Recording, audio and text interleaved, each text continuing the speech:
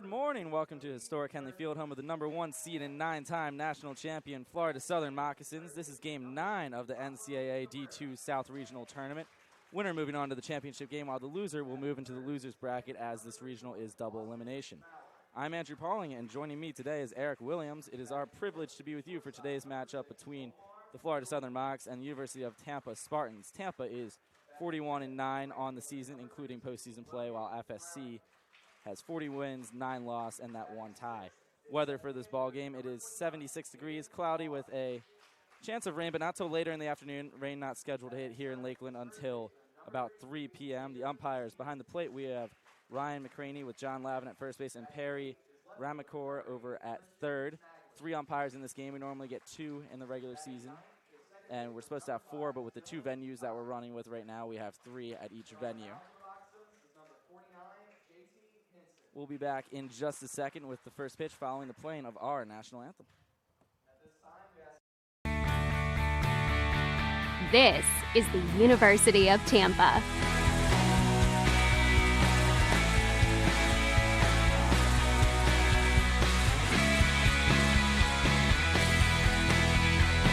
Explore your dreams. Discover your talents. Get ready to invent, innovate, and be a leader. This is the University of Tampa.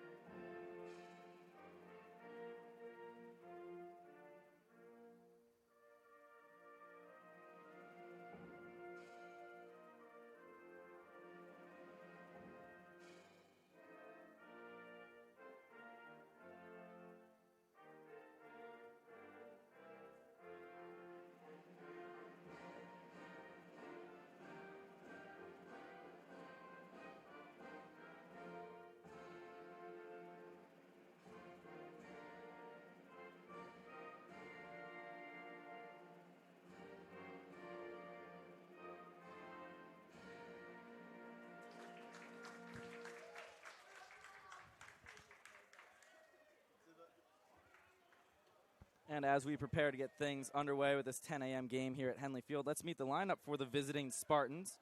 Leading off is Nick DeTringo. He'll be followed by Drew Earhart, and Darren Miller hits third. In the cleanup spot is Harrison Bragg. Connor Kryl hits fifth. Danny Servin in the sixth spot with the bottom third of the order of Stephen Smith, Brandon Galley, and Richie Rivera. Similar lineup to the one the Spartans rolled out in yesterday's ball game, where they defeated Delta State 3-0 to move into the winner's bracket, or continue on in the winner's bracket, I should add.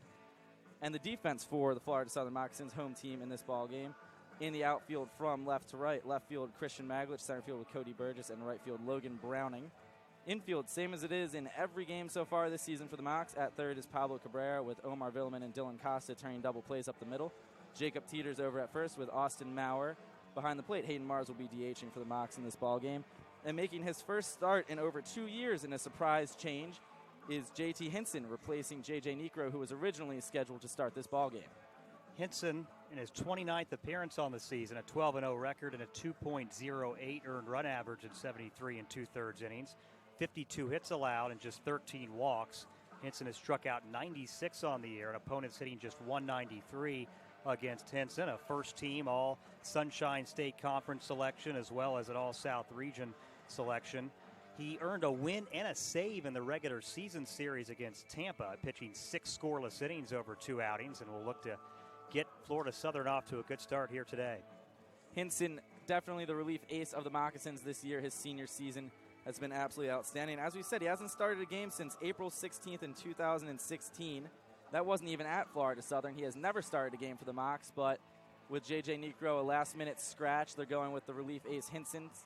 It's very curious to me, Eric, as to how far the leash is going to be for Hinson in this ballgame. I've seen him throw well more than 40 pitches in relief outings. He has one of those rubber arms that seems to be able to throw every day of the week. But this is uncharted territory for the Mocs, and especially for pitching coach Nate Striz.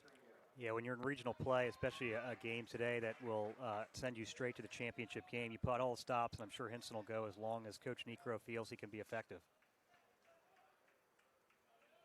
Hinson will be pitching from the stretch, does not have a windup, as typically a relievers do not. And the first pitch from JT is going to miss low and away. Ball 1 to Nick DeTringo, the right fielder for the Spartans.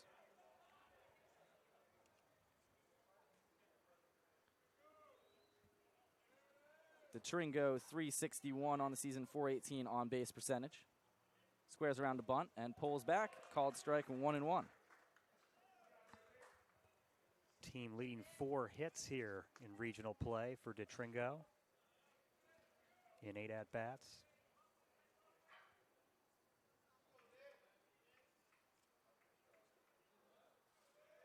Yesterday had an RBI and a double in the ball game. And a breaking ball is going to be in there for a called strike, 1-2. Hinson, as we know, one of the best strikeout pitchers in D2 baseball, averaging well over 10 strikeouts per 9 innings pitched. Likes to go after hitters. He doesn't tend to dart around all too much.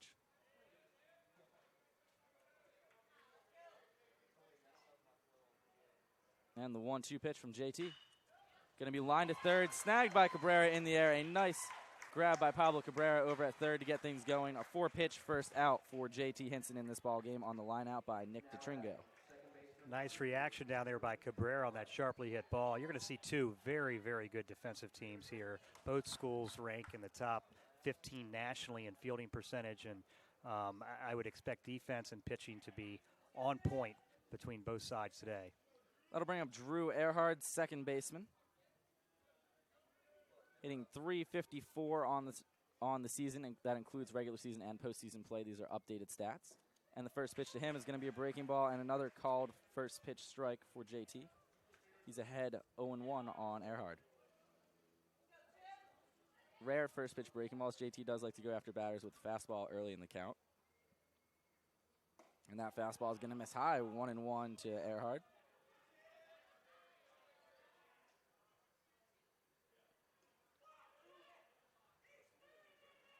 We've seen Hinson go multiple innings regularly in the relief setting for the Mocs this year. It will be interesting to see just how many he can throw here today and what the game plan is for the Mocs moving on after Hinson is out of this ball game, as the count now 1-2 on Earhart after that called strike. Saw the sequence here to Earhart. Breaking ball, called strike, a fastball up and in to back him off the plate, and right back to the breaking ball to get ahead. Earhart choking up heavily on the bat. Don't normally see that, but trying to make some contact off of one of the top strikeout pitchers in the nation as that ball is grounded. Couple hops to third. Cabrera's throw to Teeter is going to be in time. 5-3 put out for the Mocs. 2 quick outs for Hinson on 2 balls hit to the third baseman, Pablo Cabrera. Now batting third baseman number 10, Darren Miller. That'll bring up Darren Miller, the lead batter for the Spartans. 364 average. 8 home runs, 427 on base. Miller playing third base in this ball game. And the first pitch to him. In the air, left center field, Christian Maglich calling for it. And he is going to make the catch. A 1-2-3, 9-pitch first inning for JT Hinson, his first start in over 2 years, first start ever at Florida Southern. And a strong first inning for JT.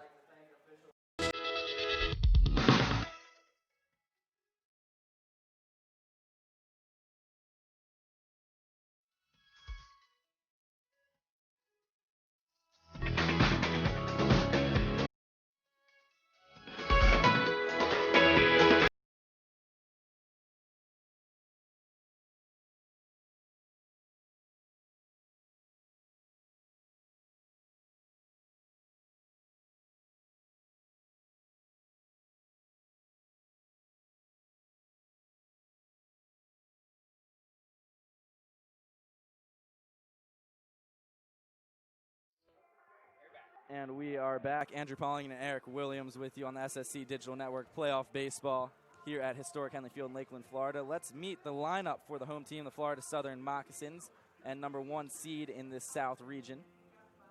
Leading off for the Mocs, as always, Cody Burgess. Pablo Cabrera is going to hit second. Austin Mowers hitting third. Omar Villeman in his typical cleanup spot with Logan Browning hitting fifth. He'll be followed by Hayden Mars. And the bottom third of Jacob Teeter, Christian Maglich, and Dylan Costa. Time for the defense for the Tampa Spartans. In the outfield from left to right, Smith, Rivera, and DeTringo. The infield, we have Miller at third with Galley and Earhart turning double plays up the middle. Bragg is over at first with Servin behind the plate. And the pitcher in this ballgame, Kevin Pimentel on the mound for the Spartans. Yeah, the junior right-hander from Huntington Station, New York, will make his 14th start of the year. He's 9-1 with a 73 and a third innings pitched, allowed 64 hits, 15 walks, 61 strikeouts, an ERA of 2.33. The last start for Pimentel, though, was April 28th, so 25 days ago, when he pitched 4 scoreless innings against Rollins. Did not appear in the series between these two teams or the final 2 series of the year for Tampa and Sunshine State Conference play. But back out there today to make the start. He's not a foreigner to postseason baseball, as he's a transfer from Miami of Florida, where he pitched over the past 2 seasons and appeared in the Coral Gables Regional in 2016, helping the University of Miami close out Long Beach State in that regional. So Pimentel, just like Hinson, 2 of the better pitchers on their respective staffs, and he'll look to keep this Mocs lineup at bay here today. And he's going to have a tough job against this Moccasins offense, averaging 8.66 runs per game, although Tampa did match to shut out Delta State, which was averaging over 9 runs per game in their ball game yesterday. Obviously, that 3-1 win. David LeBron, the starter in yesterday's ball game for the Spartans, 8 2/3 of 1 hit ball, 9 strikeouts for LeBron. Or 2 hit ball for LeBron. He was absolutely excellent yesterday. And the first pitch to Cody Burgess, going to be fouled off down the right field line, out of play. 0-1 to the Moccasins leadoff man.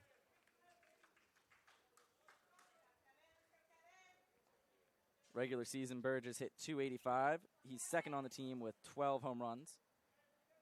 Hit that 12th home run of the season in the Mocs' only game so far, which they picked up a 5-0 victory in their second round game. They had a first round bye, being the number 1 seed, and the count now even on Burgess, 1-1.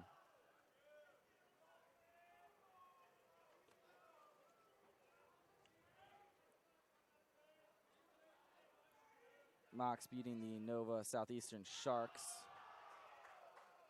And the count now 2-1 on Burgess.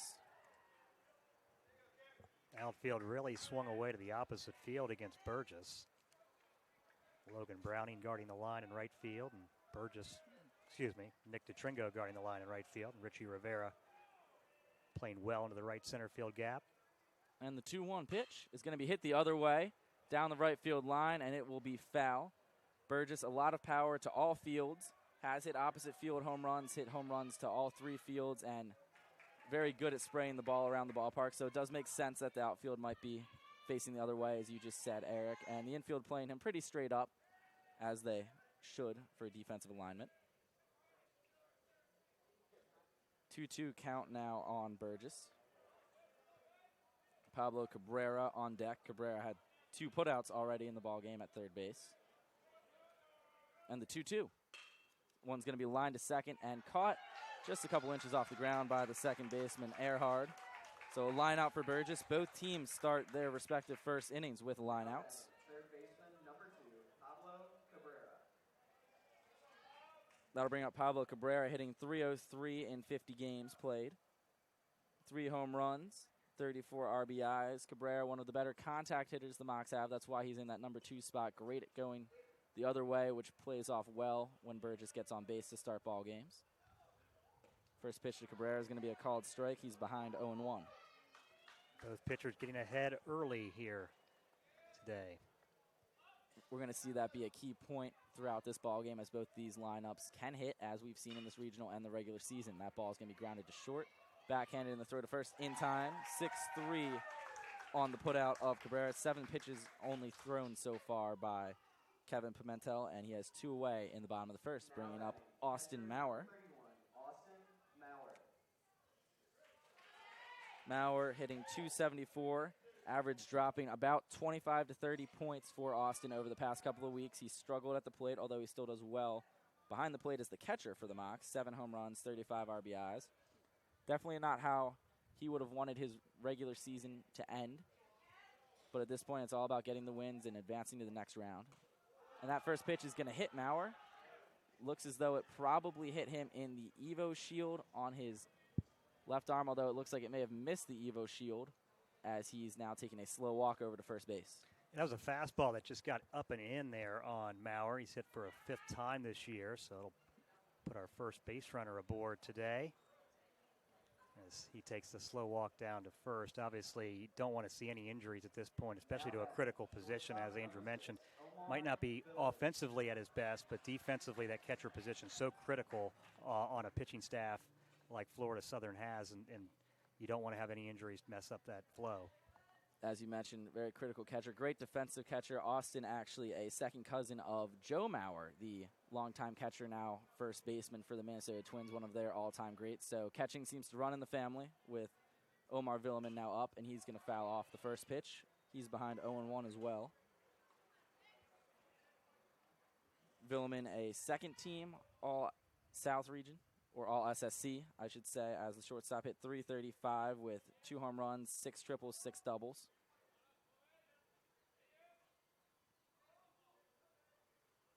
Mauer taking off on the pitch, and it's going to be lined the other way by Omar Villeman. A beautifully executed hit and run by the Mocs. Runners on first and second with 2 away. Good piece of hitting going the other way on that breaking ball that was on the outside corner. Villeman just served it into left field. He actually hit that ball so hard, despite Mauer being in motion, he couldn't advance to third, but runner in scoring position and just the man you'd want coming to the plate for Florida Southern. Austin Mauer, just a note, 4 for 4 in stolen base attempts in the regular season, but that was definitely a hit and run. Very well executed by the Mocs in the early parts of this ball game. The veterans, the seniors getting the job done so far, getting on base for Logan Browning, one of the best all-around players, both pitching and hitting in D2 baseball. 456 as he fouls away the first pitch. As a hitter, 4 home runs, 3 triples, 11 doubles. He slugged over .680 and walked more than he struck out on the regular season. Browning, one of a handful of Mocs looking to get drafted in this year's MLB draft. And the 0-1 pitch. Going to miss a little bit low and away, 1-1 to Logan. Saw Tampa put up 3 early runs against Delta State yesterday, and that held up. It was a 3-0 final. So if you get the early lead here, even though it's early, that could really play out the rest of the way. 2 on, 2 away. The Moccasins scoring a little bit north of 30% of their runs on the season with 2 outs as that ball is fouled off by Browning, 1-2. One of the better offensive teams in D2 baseball to begin with, especially with 2 outs. Seems like every game almost they are scoring runners with 2 away in an inning. For them, the inning's never over until the 3rd out is recorded. There's no quit in this offense. First base runner reaching with 2 outs in this inning. And Browning, very tough to strike out, will choke up and try to go the other way. 1-2 pitch. That's going to hit Browning, second hit batter of the inning for the Mocs. Bases loaded for Hayden Mars. Yeah, that was a breaking ball that got Browning there. He's on base for a 34th consecutive game, and with the bases loaded, Kevin Pimentel will have to try to settle in with another big bat in this lineup coming to the plate. This is a very tough situation to be in if you're Pimentel on the mound. Hayden Mars, .335. Average dropped off a little bit towards the end of the year, but 19 home runs, 1 shy of the FSC single-season record. 61 RBIs for Hayden, who also had 7 doubles, slugged well over 700. And another draft potential guy for the Mocs. Sam Militello out for a word with Pimentel. I mentioned it, you wonder how the layoff of 25 days affects him. He did not appear in the final 2 regular season conference series for Tampa, and the word was that he had minor tendonitis, nothing substantial. They just wanted to give him some rest, but he obviously having command issues in the early going, hitting a pair of batters and allowing that hit to Villeman, so he's going to face immediate pressure. Only went 4 innings in his last start as well, and that was 25 days ago. So bullpen could be in play early for Tampa, and we'll see if Coach Militello's visit doesn't settle down Pimentel here in a critical spot early in this game. And if you're Hayden Mars at the plate right now, are you looking for a first pitch fastball after that mound visit? I would think definitely. And when you're an RBI guy, even though a guy's been wild, you have to be aggressive in situations like that because you can make a big impact on the game with a hit here. First pitch to Mars was indeed a fastball. He swung through it, though, so being aggressive was Hayden Mars at the plate. 0-1 now the count with the bases full of Mocs. Mauer on third, Villeman on second, Browning on first. 2 hit batters in the inning and a single by Villeman. Pimentel back to the windup here as he was for the first 3 batters of the game. See if that doesn't settle him in. The 0-1 pitch to Mars. Going to miss a little bit high, it looked like to me. 1-1 now the count on Hayden.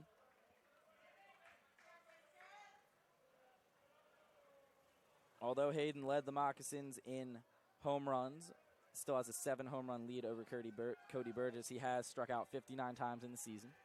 1-1 pitch is going to be blooped into center field. That ball should drop in, and it will. 1 run's going to score. They're sending Villeman from second. The ball is misplayed by the left fielder. He's going to come in to score as well. Mocs up 2-0 on the 2 RBI single by Hayden Mars.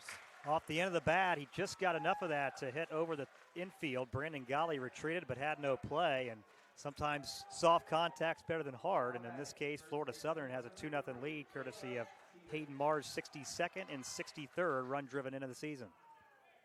And that's just how strong Hayden is, able to get that ball off the, not really the sweet part of the bat in any way, but still able to put it about 180 feet into shallow center field, dropping in, shallow left center for a 2 RBI single. Villeman able to score easily with 2 outs in the inning. He took off on contact and cruised into home plate without a throw. That'll bring up Jacob Teeter 2-away, 2 on for the Mocs. And Teeter's going to ground the first pitch of his at bat up the middle, fielded by the shortstop. He'll take it to the bag himself. 6 unassisted to retire Teeter, or technically to retire Mars, going to second and end the side for the Mocs, who score 2 on 2 hits and strand 2, up 2-0 heading into the top of the second. From court to court and lane to lane, under the lights or under the sun, no one delivers Division II sports like NCAA.com. The center of D2 is inside the NCAA.com hub, with exclusive highlights of every sport and live broadcasts of every Division II championship found nowhere else. Make NCAA.com yours, the home of Division II college sports. And we are back. Mocs and Spartans squaring off in this South Regional game here at Henley Field. JT Hinson on the mound, as Eric and I discussed in the pregame in the first inning. Hinson making his first start in over 2 years, first start ever at Florida Southern. He was the relief ace for the Mocs, and now he's being called on in an unfamiliar role, much like Kevin Pimentel, who is rusty, not pitching in over 25 days, as you've said, Eric. Both starters in probably relatively short leashes in this ball game, you would imagine. Yeah, Hinson, 9-pitch first inning. I think pitch count's going to be important for him when he's not used to going deep into the game. I think the farther he gets into this game, the easier it will be for Lance Necro to manage. So while Pimentel hasn't thrown a lot, and we saw his, maybe rustiness show in that first inning for Hinson, I think it's important for him not to put up zeros, but have easy innings. It allows him to get as far as possible into this game if you're looking at it from a Florida Southern perspective. And would you say, as a reliever, his job is normally to come in and strike batters out? He's only expected to get somewhere between 3 and 6 outs normally in a game. As a starter, do you think he may be pitching more to contact to try to get quicker innings and last longer in the game than his normal strikeout self? Definitely. I think his fastball, breaking ball, you're going to see those mixed up, and the goal is going to be to get ahead early in the count and make this Tampa team put the ball in play. And really, every team we've seen this week has been very aggressive at the plate. You wonder if it's because of all the rainouts and the pent-up energy to play, but a lot of early count swinging at strikes from pretty much all the participants here in the South region. Harrison Bragg set to lead things off in the second inning, 332, 19 home runs for the first baseman for the Spartans. He's going to take the first pitch a little bit inside. That's 10 pitches now for JT. Bragg just 1 hit here in regional play. It was a 2-run home run against Albany State in Tampa's opener. You called that game. That home run was quite the line drive variety over the left field fence, as he's going to be hit by a pitch from Hinson. Leadoff man aboard for the Spartans. 3rd hit batter already in this ball game between the two teams, obviously. Did not see a lot of that in yesterday's game, did we? No, and when you're a reliever that typically is going to rely on 2 good pitches, a fastball and a breaking ball, you have to establish the inside corner, and that's what I think Hinson's trying to do. He did it effectively in the first, just came a little bit too far in there, and first base run of the day for Tampa. And if you look at the power in that lineup, if you're going to hit somebody, although there was nobody on base and it's not the ideal time to hit a batter, Harrison Bragg is the guy that you don't want to necessarily pitch to with those 19 homers. And the first pitch to Connor Kryl, the DH, is going to miss low. Kryl, 2 homers, hit 306, 407 on base.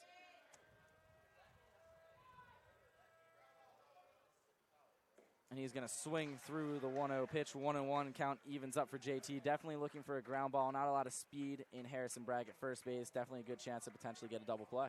Yeah, a lot of speed on this Tampa team. Bragg just not one of those that really runs much. Well, Bragg looks like he's 6'5". I don't think you need speed when you have that much power. And a called strike on Connor Kryl. 1-2. Hinson looking for his first strikeout of the game. He had 96 so far between the regular season and the one game that I believe he appeared in for the Mocs earlier this week. He pitched 2 innings of relief for the Moccasins, who held on to win 5-0. 1-2 pitch, going to miss high. Mauer's going to throw behind the runner. It's going to get by Teeter, but only by a couple of feet. Good deflection by Teeter. That's obviously not a play where you think he'd make the tag. As that ball was thrown wild, his job is to block it. Good idea by Mauer. Bragg's been taking a very aggressive secondary lead, and a good throw there would have made it a close play. So good to keep base runners on their toes early, even if you don't make the out. Mauer with a strong arm. You're going to see him throw the ball all around the infield. 2-2 pitch is going to be hit in the air, right field shallow. Logan Browning coming on. He's going to make the catch and fall into a Superman-style dive into shallow right field. Logan Browning, number 1 pitcher on the mound for the Mocs, number 1 bat as well. And guess what? He can pick it out in right field as well. Nice read right off the bat. If you're going to make that catch, you've got to really read that properly initially. If you break back or you freeze, you've got no chance on that. That's a big play because it would have been 2 on with nobody out if he was unable to make that play. And the ground obviously a little wet still from all the rain. Although grounds crew and staff, we had athletic administrators, athletic trainers, our entire crew up here for the most part here at 6 in the morning today, as there's been people out here at 6 in the morning every day working for 2 to 3 hours to make this field playable. Another excellent job done by all of the Florida Southern staff coming out before this morning. Here from 6 to 8 doing grounds crew work to make the field playable, as a swing and a miss by Danny Servin. He's behind 0-2, and then continuing on from 8 to 10 to make the field game ready after just making it remotely playable for the first 2 hours. Yeah, as we talked about yesterday, Florida Southern just does all the dirty work. It's the NCAA representatives that set the schedule and handle all of those matters. But getting the field ready, getting it playable, and all of that has been a remarkable job by host Florida Southern this week. 0-2 pitch fouled off, out of play down the right field line. Servin staying alive. I've been out here the last 2 mornings, although there's been people and staff out here every morning at 6 in the morning to do that work. And it is amazing what a group of 20 to 30 people can do when they're collectively trying to get this field ready for games. 0-2 pitch is going to miss high, 1-2. If you guys want to see some before and after pictures of what the field looked like yesterday morning, go to Pauling_media on Instagram. There's some before and after pictures from yesterday's ordeal in the morning, just so you guys can see exactly how much work is being put into this field every single day. And a huge shout out to everyone helping out with that, as that ball is hit in the air left field. Christian Maglich ranging over. He's going to call for it and make the catch. 2 away in the inning on the fly out by Danny Servin.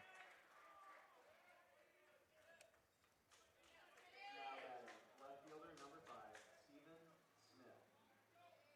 That'll bring up Stephen Smith, a junior, hitting .291. 7 doubles, no triples or homers. An on base of .363 and 15 steals as well for Stephen. A lot of lefties in this lineup for Tampa. And the first pitch from Hinson. Fastball going to miss high. He's missed upstairs with quite a few fastballs in the early parts of this game. What do you think may be causing that? He's got a lot of adrenaline, obviously, coming into the game with more warm-up time than you would have had prior. I think also eye level change to make his breaking ball better. It is effective for him to miss up in the zone with his fastball. As that breaking ball just missed a little bit low, you may be onto something there, Eric, that these high fastballs are helping to set up and change the eye level of the hitter, which is key, because even though it's not a strike, it's changing the hitter's eye level entirely and making it harder to hit that off-speed pitch. 2-0 pitch is going to be grounded to second, weakly hit. Koss is going to field it, and the throw to first is going to be in time to retire the side. 15-pitch inning for JT Hinson. He has 24 through the first 2 on that 4-3 putout. 1 runner stranded on a hit batter of Harrison Bragg. Mocs up 2-0, heading to the bottom of the second inning. My name is John, and my name is John. We both play on the golf team. On the course, we're extremely competitive with each other, but off the course, we try and help each other out as much as we can. There you go, thank you. Yeah. Up, boy. Up there. Very nice. We are catting each other through everyday life. What's up, buddy? How's it going? Excuse me, sir. Quiet, please. Should we go for the spoon or the fork here? Tough call. Cheese looks a little runny. Noodle's a little firm. A little under the grain. What are you thinking? Tough decision, but I'm thinking spoon. I like it.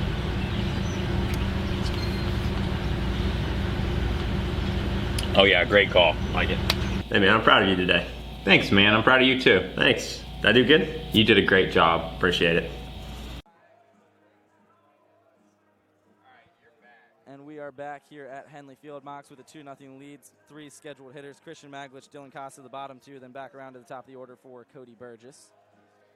Mocs scoring 2 runs on a pair of hits in the first inning, although they did strand 2 base runners as well, sending 7 men to the plate. And here's an image of some of our crew out here. I believe that image is from yesterday morning. We've had athletic trainers, athletic administrators, including our athletic director, Pete Meyer, out here every morning. And everyone has a shovel or a broom or a rake in their hand, contributing to make this field playable. It's been a collective group effort from a lot of people with different responsibilities as far as normal work goes, but everyone, the common goal of making this field playable. So just one last little shout out to everyone who's been out every morning putting in that work. First pitch to Maglich, misses up and away, ball 1 to Christian.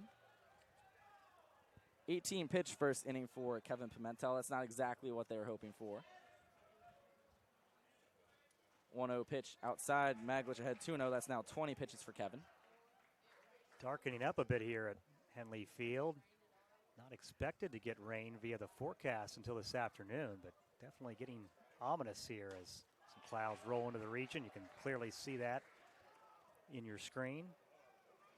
As you said, not supposed to rain. I don't see any rain coming from those clouds. You can sometimes see it out along the outfield wall if you're looking for the rain. I don't see any rain, just much darker and thicker clouds than the ones we had here at the start of the ball game, which were a lot lighter and friendlier looking, for lack of a better term. Count now 3-1 on Maglich as he took the 3-0 fastball for a strike. Dylan Costa on deck for the Mocs. 3-1 pitch going to be chopped to short. Couple of hops for Galley. Throw to first in time to retire the speedy Maglich going down the line. 6-3 on the putout. It's 3 putouts already for the shortstop Galley. And Dylan Costa, the freshman second baseman who hit .344 on the regular season with 12 doubles and 2 triples. Coming up. No home runs, though, for Costa. The lone starter for the Mocs did not have a home run. He did have 27 RBIs. First pitch going to be taken for a strike. Costa, the type of guy that profiles as, although because he's a freshman, he hit 9th in the lineup, next year potentially being an excellent leadoff hitter for the Mocs. Yeah, usually a 9-hole hitter is the natural transgression is to move up to that leadoff position as he gains experience, and some of the veterans ahead of him move on. Costa, speedy on the bases, a smart base runner, a great contact hitter. He will do well at the top of the lineup for the Mocs next year as he fouls off the 1-1 offering. 1-2, now the count on Dylan. He also had a really good series against Tampa during the regular season, leading the Moccasins with 4 hits and 11 at-bats in that series at Florida Southern won 2 out of 3, which really might be the reason we're sitting here at Henley Field and not over about 45 miles to our west. And that is exactly it. The Moccasins were ranked 3rd going into that series, moved up to the number 1 spot after winning 2 out of 3 games against Tampa, who at the time was ranked 2nd, I believe, as Costa flies out in foul territory to the third baseman Miller. A pop-up for Costa, 2 away, things back around to the top for Cody Burgess. And that series is, you are right, exactly why we're here, although the rain and the storms would be affecting the University of Tampa the exact same as it is here. They're only about 40 minutes down the road, and the storms are big enough that they'd be hitting everybody, so weather would have been an issue either way. Yeah, Central Florida here has just gotten inundated with rain here this past week, and it looks like it's going to continue for the next several days. And that's after a period of pretty dry regular season this year. Yeah, not a single rain out or delay for us in the regular season as Burgess pops up the first pitch of his at-bat. That'll be handled by the right fielder, DeTringo. Back-to-back pop-ups for the Mocs, who go down in order here in the second inning. Only 10 pitches thrown by Kevin Pimentel in this inning. He has 28 now through 2. Mocs up 2-0, heading into the top of the 3rd.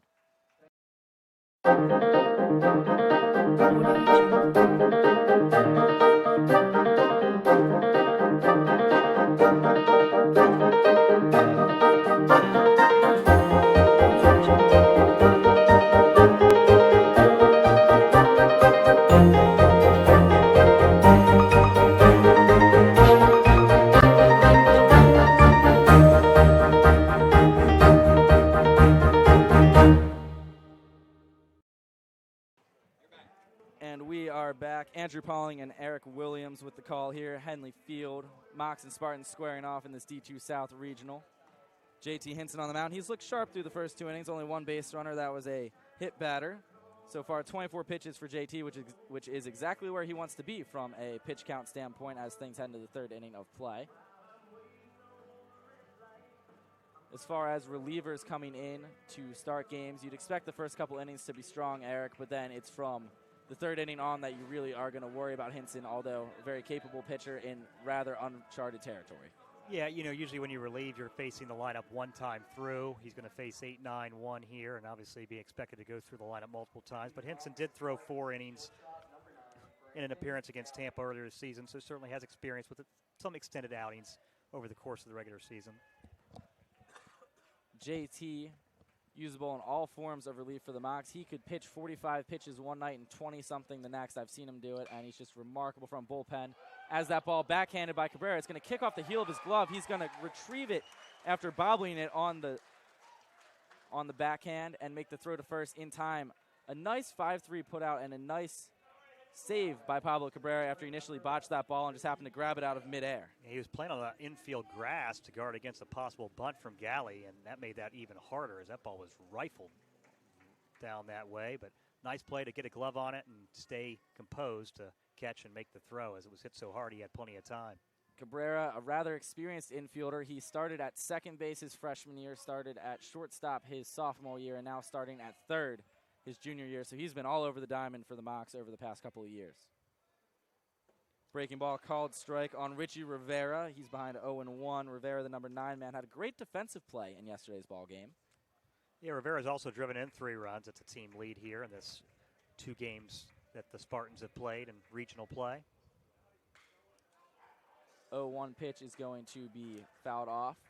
Count now 0-2, and a little bit of a drizzle coming in here at Henley Field.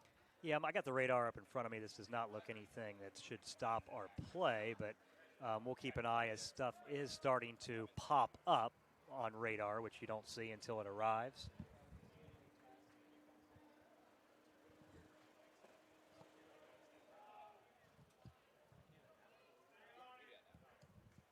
One and 2 now the count on Rivera after that ball misses low.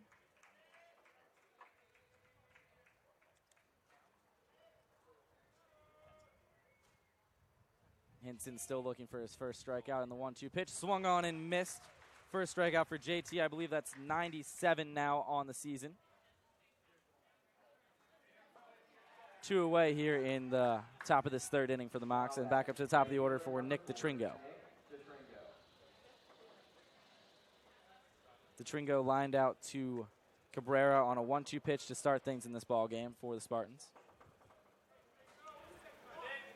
And it is starting to drizzle out on the field, although not expected to delay our play, as Eric said.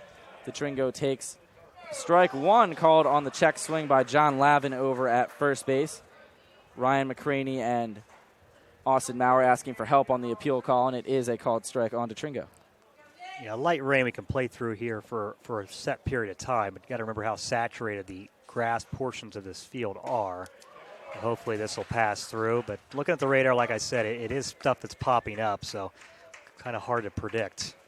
Count now 0-2 on the fastball called strike. There has been, as I said in yesterday's broadcast, dozens and dozens of bags of turfus poured into this infield to try to help it absorb the rain over the past few days.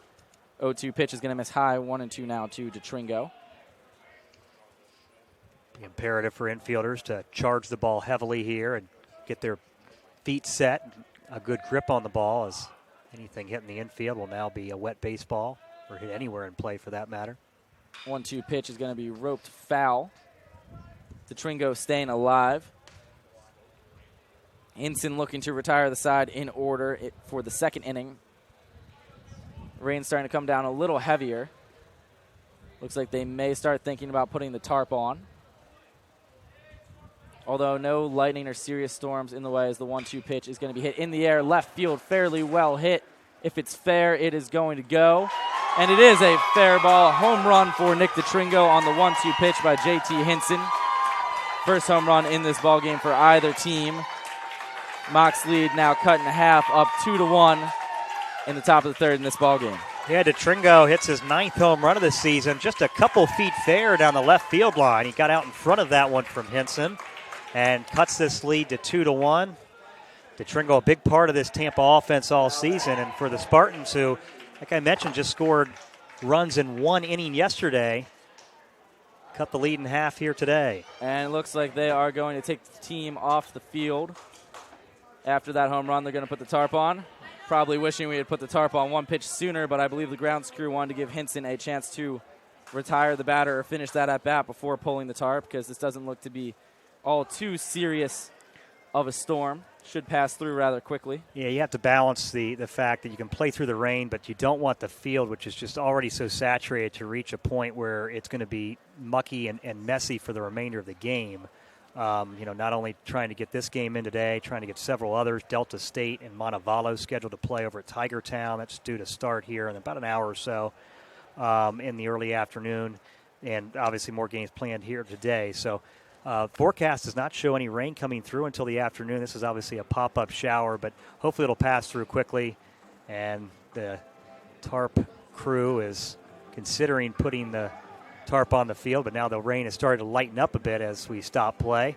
We have a break here. I'll go through and describe the NCAA Division II baseball tournament from an overview perspective. There's still 11 schools remaining, and 7 have punched their ticket to carry. 4 still alive here at the South Regional. In the Atlantic region, it is Mercyhurst who rolled through that tournament undefeated. They're going to be playing in Cary next week.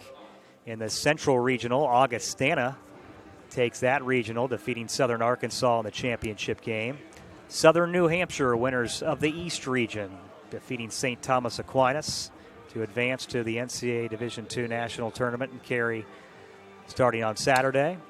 Southern Indiana beats Ohio Dominican. Ohio Dominican, a first-time qualifier in the NCAA Division II tournament, reaches a regional final, but it's Southern Indiana winning the Midwest region. Here in the South, we mentioned still 4 teams alive. These 2 teams playing here, as well as Mississippi College, who's won 2 elimination games so far, along with Delta State and Montevallo, who will play. So those schools still in play here in the South.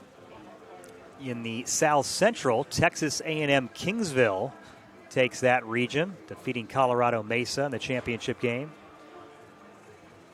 And then in the Southeast, a dramatic Southeast regional, Columbus State goes through the losers bracket and beats Belmont Abbey twice yesterday to advance to the College Division II World Series. And then lastly out in the West, it's UC San Diego who's punched their ticket to Cary. They beat Azusa Pacific 8-7 yesterday to win the regional. So that's your update around the nation. Fortunately, we don't have somebody that we can send today, but this game here between Tampa and Florida Southern is going to be a game that should have a lot to do with it, because one of these teams will just be one victory away from a trip to Cary. And we're not sure how things are going to play out over the course of the next couple of days, or ideally things should have been done yesterday, but the rain obviously not allowing for that, as the Mocs and the game day staff all out there taking care of putting the tarp on the field. So hopefully this should pass through rather quickly. We wonder, though, if this delay lasts long enough, if that's all we've seen from Kevin Pimentel and JT Hinson. That would be unfortunate. This is the earliest in a game that has officially started with a first pitch that we have seen a rain delay. We've seen games get postponed right before the first pitch. We've seen them postponed later in the game once the starters are out of the game. But this is the first time that we've seen a game really potentially affect both starting pitchers. Sure, and this is an interesting dilemma when you look at it. I think everybody would agree Tampa has a deeper pitching staff than Florida Southern. However, Florida Southern's only played 1 game so far. Tampa has played 2. Now, those have been spread out over more days than was originally scheduled. But, the rain has actually almost virtually stopped now, so we'll see how long this delay is. But I would think anything of 30 minutes or less would not compromise either starter from returning. Pimentel had a much better second inning than first. He seemed to settle in after making his first start in 25 days. And Hinson, anybody that makes 28 appearances over the course of the season certainly has the durability and the kind of rubber arm mentality, I think, to not be affected too much by a small rain delay. But if this does extend and another band hits us, and it's going to make some interesting decisions for Coach Urso and Necro on how they want to go forward the rest of the way. And you wonder where the Moccasins stand as far as Logan Browning not going to come into pitch in this game. He started in Saturday's game through just north of 100 pitches, so he's presumably unavailable. With J.J. Necro, the scheduled starter, scratched for reasons unknown to us, whether that be illness, injury, we're completely unaware. Potentially, depending on how this game goes, we may, for some reason, see Necro come out of the bullpen. I don't know where that is as far as the mindset of the Moccasins coaching staff, but at this point in the season, it's all hands on deck, and if Necro is not injured in a way that could potentially become serious, you may see him come out in a relief role. And on the Tampa side, David LeBron was superb yesterday, going 8 2/3 innings. But Mark Moclair threw just 3 pitches, so you got to figure he's available for an extended inning. The rest of their bullpen is well rested. So I think there's ample arms available for either side. Obviously, Florida Southern, not knowing the health situation of J.J. Necro, does throw a wrench a bit there. But each team has arms, and the advantage of winning this game is so important, considering you're just going to need one win to advance out of this region, where the loser is going to have to win 3 consecutive games. They're going to have to beat either Mississippi College, Delta State, or Montevallo just to get back into the championship game. And then they're going to have to beat the other opponent that won the winner's bracket twice. So it's a huge advantage to win this game, and I think you're going to see both coaches pull out all the stops. We can see extended relief appearances potentially from Mike Pelaez, maybe Logan Verino, among others. We do have Thomas Spinelli and Matt Martin both available, as well as basically the entire bullpen for the Mocs. Anyone that started a game or pitched in relief would be available in this ball game, with the exception of Necro and Browning. So it is an all hands on deck. We're going to take a break here at Henley Field. While we wait for this rain to clear up, we will give you guys updates as far as the assumed resumption of play time on the board on the bottom of your screen. We'll give you guys updates when we receive them. Andrew Pauling and Eric Williams will be back in a little bit.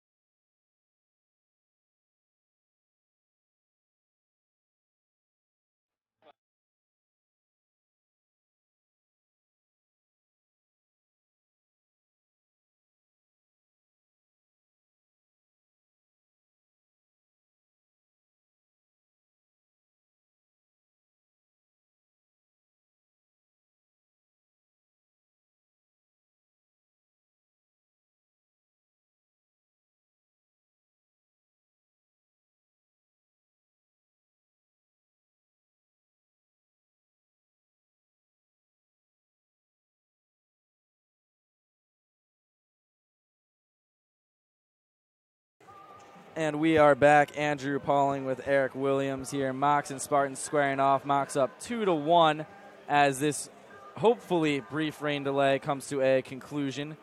JT Hinson still on the mound for the Mocs, making his first ever career start, although the senior reliever has been excellent in his 2 years here at Florida Southern. From a relief pitching standpoint, he's got 2 away in the top of the third inning. 1 run in on a 1-2 pitch that Nick DeTringo took over the left field wall, the last pitch thrown before the rain delay. Hinson staying loose in between innings. I saw him throwing with Pablo Cabrera over by the Mocs dugout. Logan Browning, Dylan Costa also playing a game of catch. So a rather brief rain delay. Do you have the time on that rain delay by chance, Eric? Held out just a little over 20 minutes. Great management, though, I believe, by the umpires and the staff here, because it was raining to the point where you didn't want the field to get so saturated that it affected future play.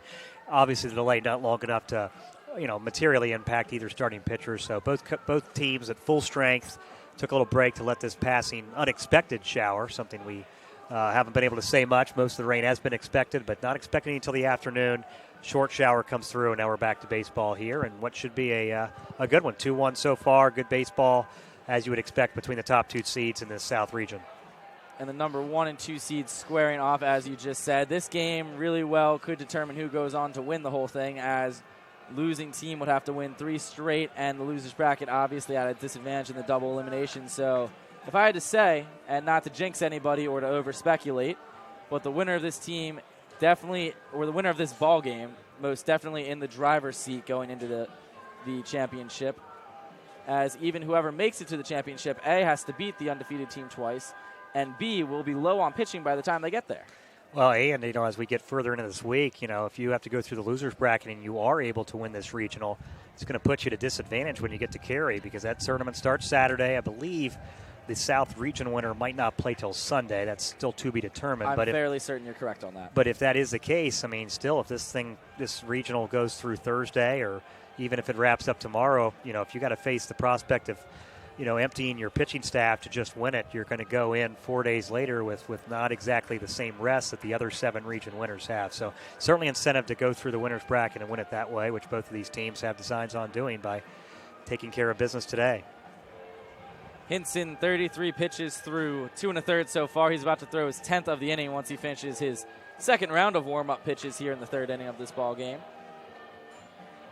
And we're hoping to get through the rest of this game without further delay. Keyword is hoping. We've tried to do our best to stay optimistic here in the press box and around Henley Field from a staff and faculty standpoint through many rain delays. So far, Temper's managing not to run all too thin. Things have been cheerful, a lot of jokes amongst everyone as we're just trying, all in the same situation, to get through everything here in the South Regional. Forecast keeps getting backed up today as well, which is a positive. Obviously, we got that rain band that came through, but not showing any expected rain until later in the afternoon. So hopefully we can get this one in and several more to progress this regional closer to a conclusion, something I'm sure every team here and all fans and parents and everyone alike, that some of you are probably watching this broadcast rather than being here live, as you had to resume to your regular lives as this regional stretched beyond its intended schedule. That was a key point I brought up yesterday when roles were flip-flopped and I was doing the color. You were doing play-by-play in that game, Eric. And definitely saw that where we were hoping that, crowds have thinned, as we've seen, and that's primarily because I'm sure if parents and family and such, girlfriends, siblings, whatever, have taken off from work and their respective normal daily duties, they can only get so many days off, and they can only plan to have so many days off, most of them having to return. And hopefully all of those who wish they could be here and are not are tuning into this broadcast, as the first pitch from Hinson following the rain delay is a called strike on Drew Earhart. He's ahead. Hinson is ahead, that is. 0-1 on his 10th pitch of the inning.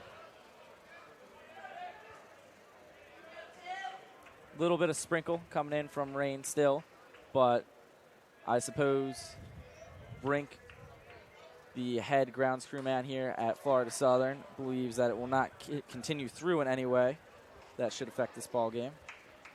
Brink Shoemaker, the head groundsman.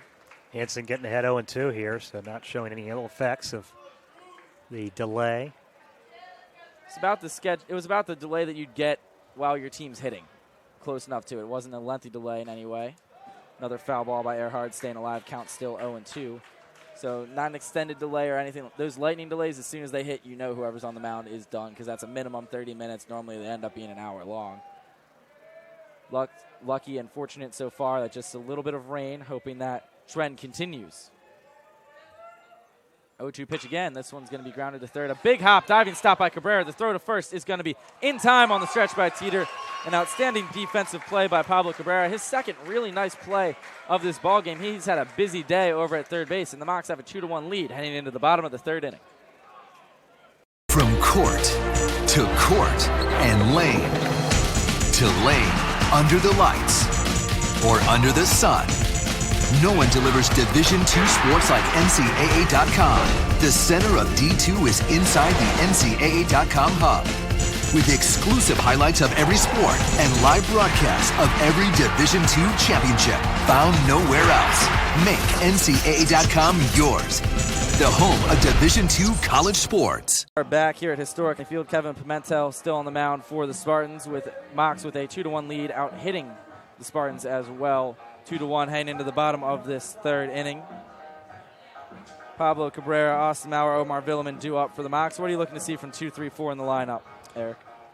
Yeah, middle lineup, two of these batters here scored the 2 runs for Florida starting the first. Pimentel really didn't get hit much in that first inning, but did hit a pair of batters, which really helped Florida Southern take the 2-1 lead. Settled down in the second, a 1-2-3 frame, and we'll see how this 20 to 25 minute delay affects him. A little longer for Pimentel since he was in the dugout as he was batting when that delay started. So we'll see how he factors in and settles in as he gets ready to work here to the 2, 3, 4 batters in this Moccasins lineup. Pablo Cabrera grounded out to the shortstop his first at bat of this ball game. He'll be followed by Maurer and Villeman, who scored the only 2 runs for the Mocs so far. Those 2 runs scoring in the bottom of the first.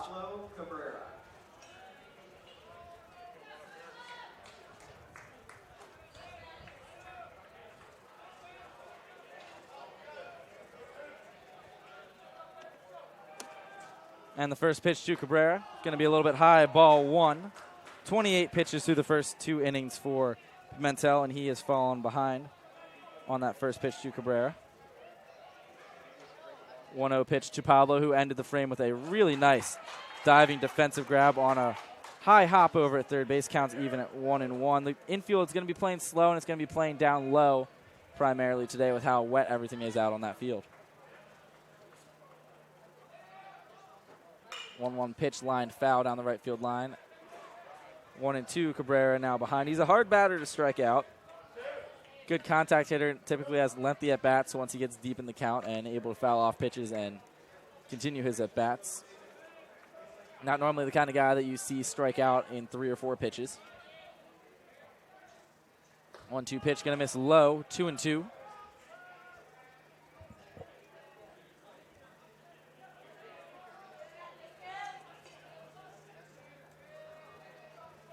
Cabrera's had quite a few putouts over at third base in the early part of this game. He's been busy.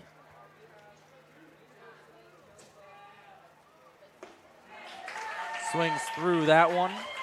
First strikeout for Kevin Pimentel in this ball game.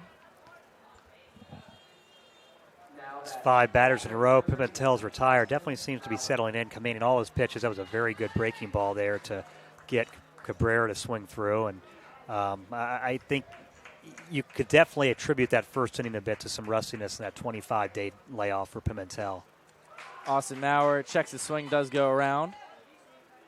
0-1 to the catcher. He was hit by a pitch. His first at bat came around to score on the 2 RBI single by Hayden Mars. And that ball is hit well to center field. Going back is Rivera, and he is going to make the catch. A couple feet shy of the track. Good piece of contact made by Austin Maurer on the 0-1 pitch, although a fly out, not much to show for it. It was a breaking ball on 0-1. Pimentel working ahead and squared up well by Maurer, but just to the wrong part of the ballpark. Distance-wise, that ball hit to either side, left or right field. That's going to be a home run. Hit well. He did a good job staying back on that breaking ball and really squaring it up rather nicely with Omar Villeman coming up to the plate. He'll take ball 1.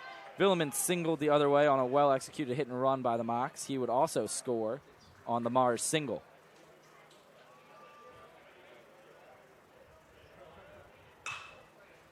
1-0 pitch, going to be hit in the air, left field, well hit, going back towards the wall, and making the catch, diving into the wall. My goodness.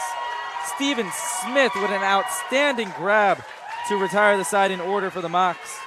Only 9 pitches thrown in the inning by Kevin Pentel.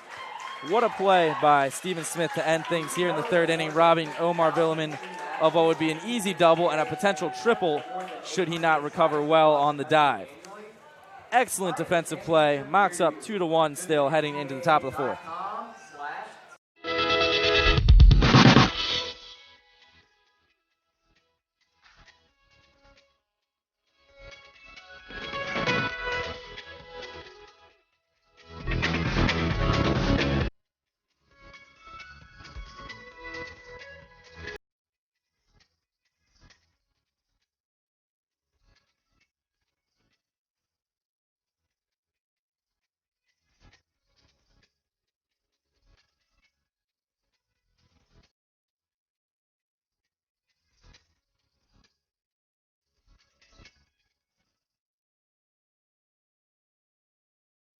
And we are back here at Henley Field, 2-1 ball game between the Mocs and the Spartans. Andrew Pauling and Eric Williams with you on the SSC Digital Network. Outstanding defensive play so far in this ball game, Eric.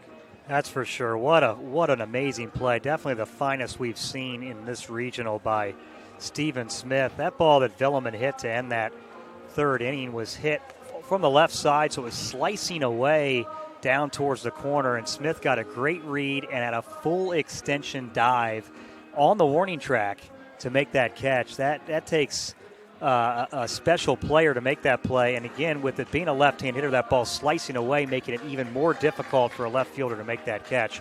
Talked about it early. Both these teams are extremely good defensively, ranking in the top 15 nationally. Not a surprise that we've seen good defense so far today on both sides.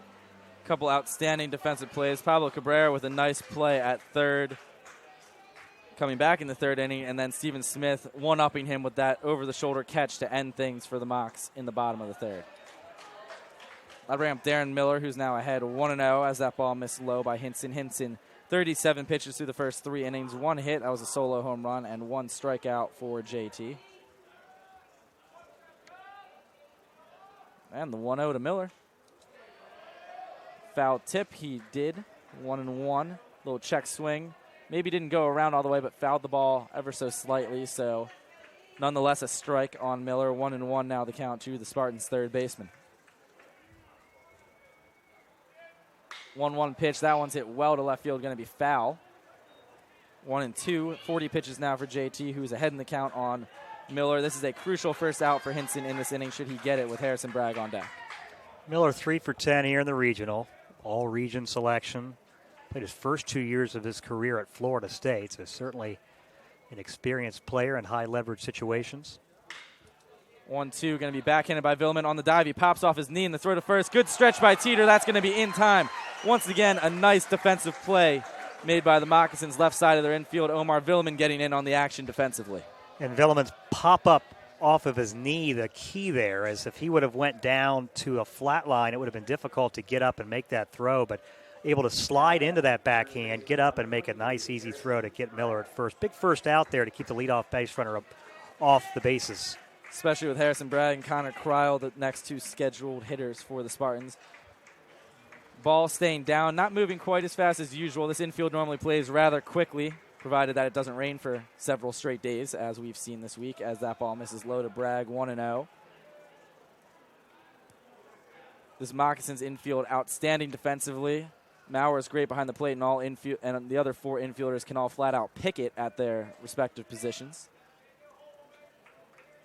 1-0 pitch on the way from JT. Big swing to miss by Bragg. 1-1. Chase that high fastball.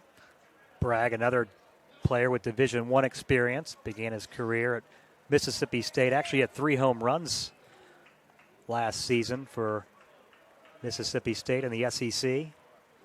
And the 1-1 swung on, and that one's going to catch Maurer somewhere.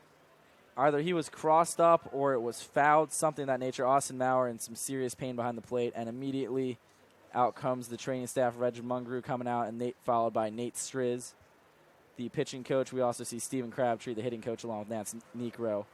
So a 4-man team coming out to check on Maurer, who seems to have gotten his bell rung, I believe, on that pitch.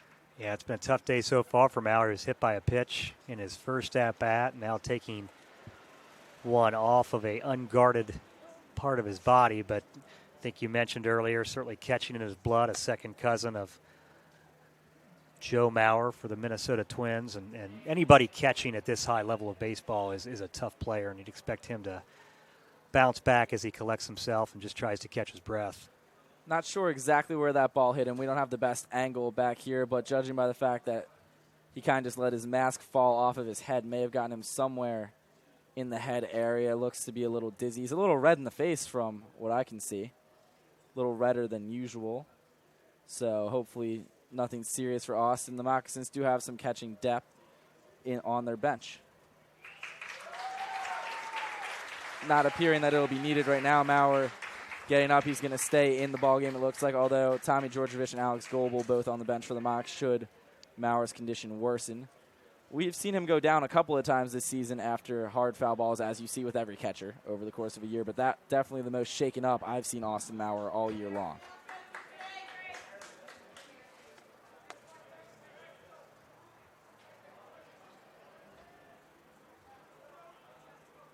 See what they do here with the 1-2 pitch to Bragg, see if they try to bury something in the dirt, although Bragg has been known to chase high pitches so far in this regional. I've seen it a couple of times. 1-2. Fastball hit well to left field. That's going to tie the ball game.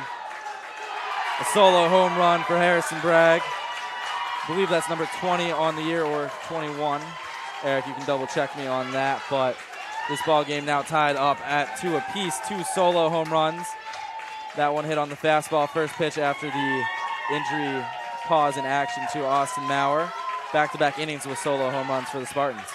Yeah, that's a no-doubter. Harrison Bragg got all of that one, a high fastball from JT Hinson, and he deposited that one well over the left field wall. His 20th home run of the year, his 60th run driven in. Just 2 hits in the regionals for Bragg. Both have been long balls, and he's knotted this thing up 2-2.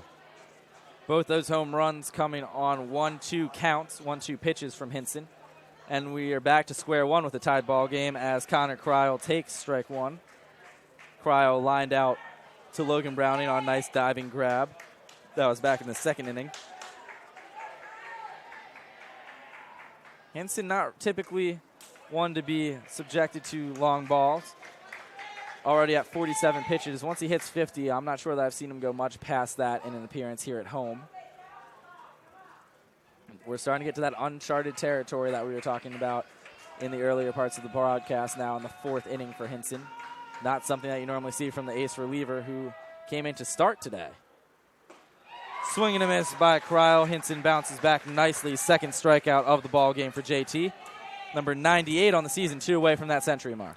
Yeah, it was an off-speed pitch. He got Cryle out in front after setting him up with his fastballs to work ahead. Good bounce back for Hinson after surrendering the game-tying home run. Although both these offenses explosive in nature, you would expect potentially this game to just be a back-and-forth boxing-style match, as it has been so far. First pitch to Severin is going to be hit in the air to center field. Playable for Burgess, who tracks down just about anything out there in the outfield. A fly out for Danny to wrap things up. His second fly out of the ballgame. He's now 0 for 2 on the 12-pitch inning for JT Hinson. He's at 49 through 4. This game all tied up at 2 here at Henley Field, heading into the bottom of the 4th.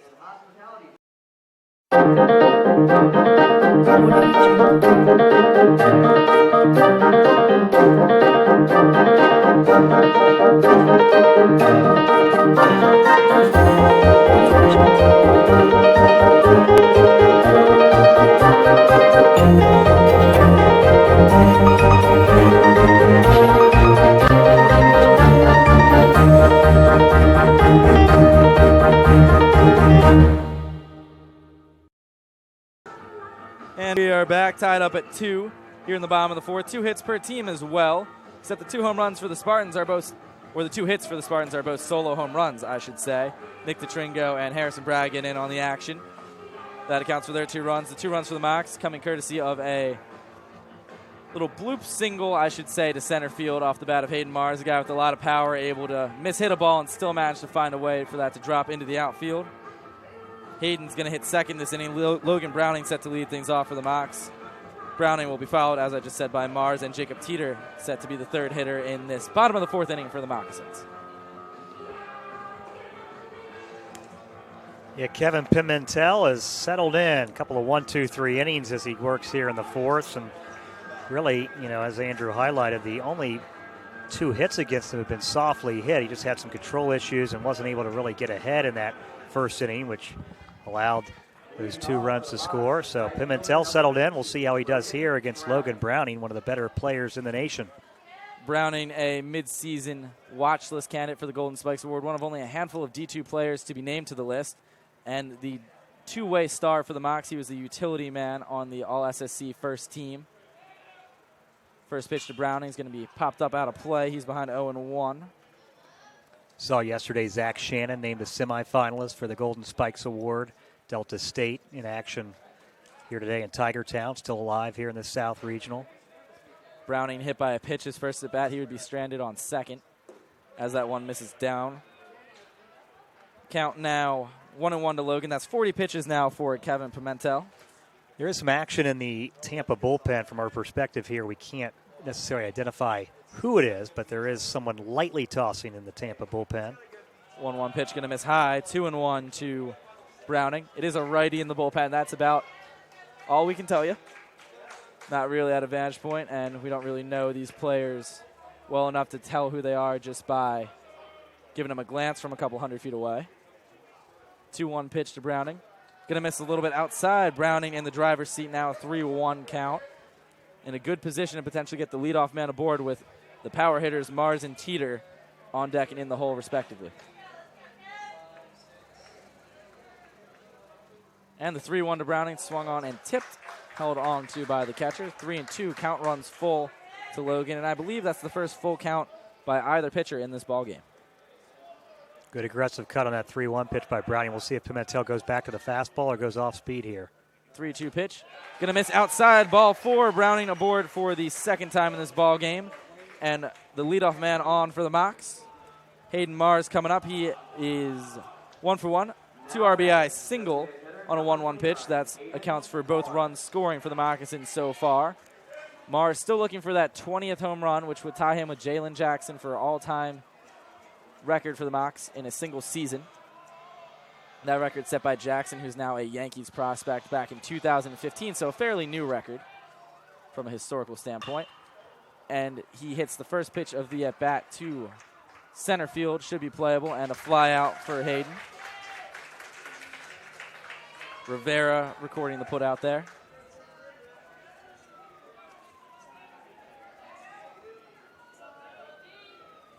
That'll bring up Teeter, Jacob Teeter. 0 for 1. He grounded out to the shortstop. He took it to the bag himself, so 6 unassisted in his first at-bat. 45 pitches now for Pimentel. And Teeter, the All-SSC Freshman of the Year, first Mock to win that award since 2005. Outstanding freshman season for the Moccasins first baseman. Yeah, first Florida Southern freshman to have 10 home runs or more program history. He takes strike 1. Had 10 home runs in the regular season, hit number 11. So 11 now on the season for Teeter. That was in the first playoff game. A huge 3-run home run to open scoring in that scoreless game. Bottom of the 7th inning, putting the Mocs up 3-0. He's going to fight that one off. It's going to drop harmlessly in foul territory, 0-2. Teeter's opposite field 3-run homer came on a 2-strike pitch. Doing a great job staying through. Most of his power does come to right field. As I said, the pitch before he hit the opposite field home run. And he does have some power to center as well. And about 2 or 3 home runs to left field on the season. But the absolute ones that catch your eye are normally hit to right as he rips that ball foul down the right field line. You can see Tampa shifted around to the pull side in the infield against Teeter. Third baseman Darren Miller playing almost in a shortstop hole position, giving him the line, and infield at double play depth in the middle, but certainly expecting Teeter to hit the ball, if it is on the ground, to the right side. And the 0-2 again, swung on by Teeter. He's going to miss that one. He's down on strikes. Did try to deke a throw from the catcher, Servin, going down the line a couple of feet. but obviously no room for him to advance with a runner on first base on the drop third strike. Now batting, left fielder Second number strikeout 8, for Maglich. Kevin Pimentel in this ball game. That'll bring up Christian Maglich, grounded out to short. That was to lead things off in the second inning. Now batting with 2 outs, the Mocs scoring their 2 runs on the 2-out base hit by Mars. They do score over 30% of their runs with 2 outs. First pitch to Maglich, off speed, taken for a strike. 50 pitches now for Pimentel. Maglich behind 0-1. Maglich has reached base in 26 consecutive games. Looking to extend that here. He bats with 2 outs. And the 0-1. That one's going to miss a little bit outside. 1-1 to Maglich. Getting the start comes down to him and Vaughn Brown as the third outfielder for the Mocs, both sophomore righties. Maglich a little bit of a better hitter than Brown is, although Brown a little better defensively. Brown and Maglich trading off duties in the corner spots, depending on if Logan Browning's pitching or in the lineup, as that ball is going to be grounded to second. 4-3 on the putout to retire Maglich. He grounds out for the second time in the ballgame. 14-pitch inning for Kevin Pimentel. He's got 52 through 4. Mocs strand 1 on the leadoff walk to Logan Browning.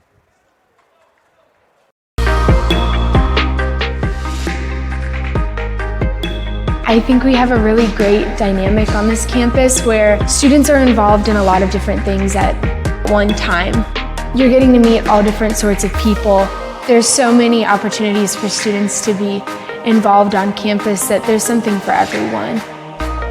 We've got ministries, we've got Greek life, we've got athletics and intramurals, we've got clubs, we've got honors and organizations. We've got just about something for everybody, and if we don't, no problem, we'll make it happen. I love playing intramurals on this campus. I get to be athletic with all my sorority sisters and just come together as a team. Lakeland creates a really amazing community for Florida Southern College's students. I'm a really big fan of just venturing out and finding something new every weekend. This is a small community, this is a safe place, and it's somewhere you can be yourself. We don't just say it, we mean it.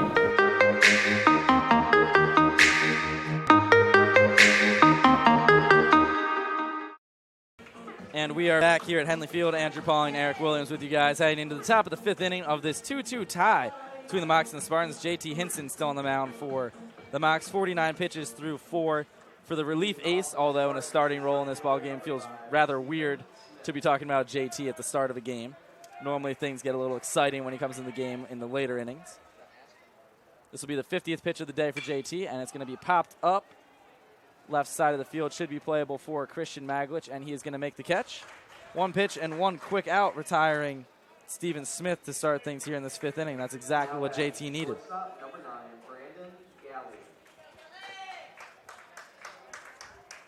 Number 9, Brandon Galley, the shortstop, he grounded out to Cabrera to start things in the 3rd inning for the Spartans.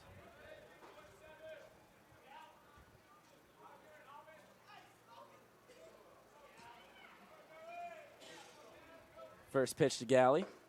Taken for a strike. He's behind 0-1. Hinson now past that 50 pitch mark, now 51 for JT. And this is getting to that uncharted territory that we are no clue really what to predict or speculate as to how he will do from here on out, as that ball is going to hit in the air. Center field, Burgess going back. Should settle under it for a fairly routine catch, going back a couple of steps. Back-to-back flyouts. 3 consecutive flyouts if you look back to the 4th inning for JT Hinson. Now batting, center fielder number 11. Yeah, Hinson settling in. Gave up the home run to Bragg there in the 4th, right before the rain delay. The home run to Tringo in the 3rd was before the rain delay. Gave up the home run to Bragg that tied the game. Has retired 4 consecutive batters and attacking the strike zone with all his pitches. No action in either bullpen currently. The activity that Tampa had has subsided here after Pimentel worked a clean 4th inning. And that's going to be ball 1 to Rivera. And as you said, 4 quick outs for JT Hinson. Had the strikeout of Cryle on 3 pitches. Then Danny Severin, Steven Smith, and Brandon Galley all retired on only 4 combined pitches between those 3 guys. So some quick outs for JT. Swing and a miss by Rivera evens the count at 1 apiece. Would love to retire the number 9 man to end things here in this 5th inning, so that way he can start off clean with the top of the order for the Spartans going into the 6th. 1-1 pitch. Going to miss a little bit inside. Ryan McCraney behind the plate thinking that one's a little in. Probably about a half ball on the inside part of the plate. A near miss for JT. He's behind 2-1. 55 pitches now for the SSC all first teamer. As that ball is going to be popped up left center field. Burgess is going to call for it, and he's going to make the catch. 4 consecutive flyouts for JT Hinson.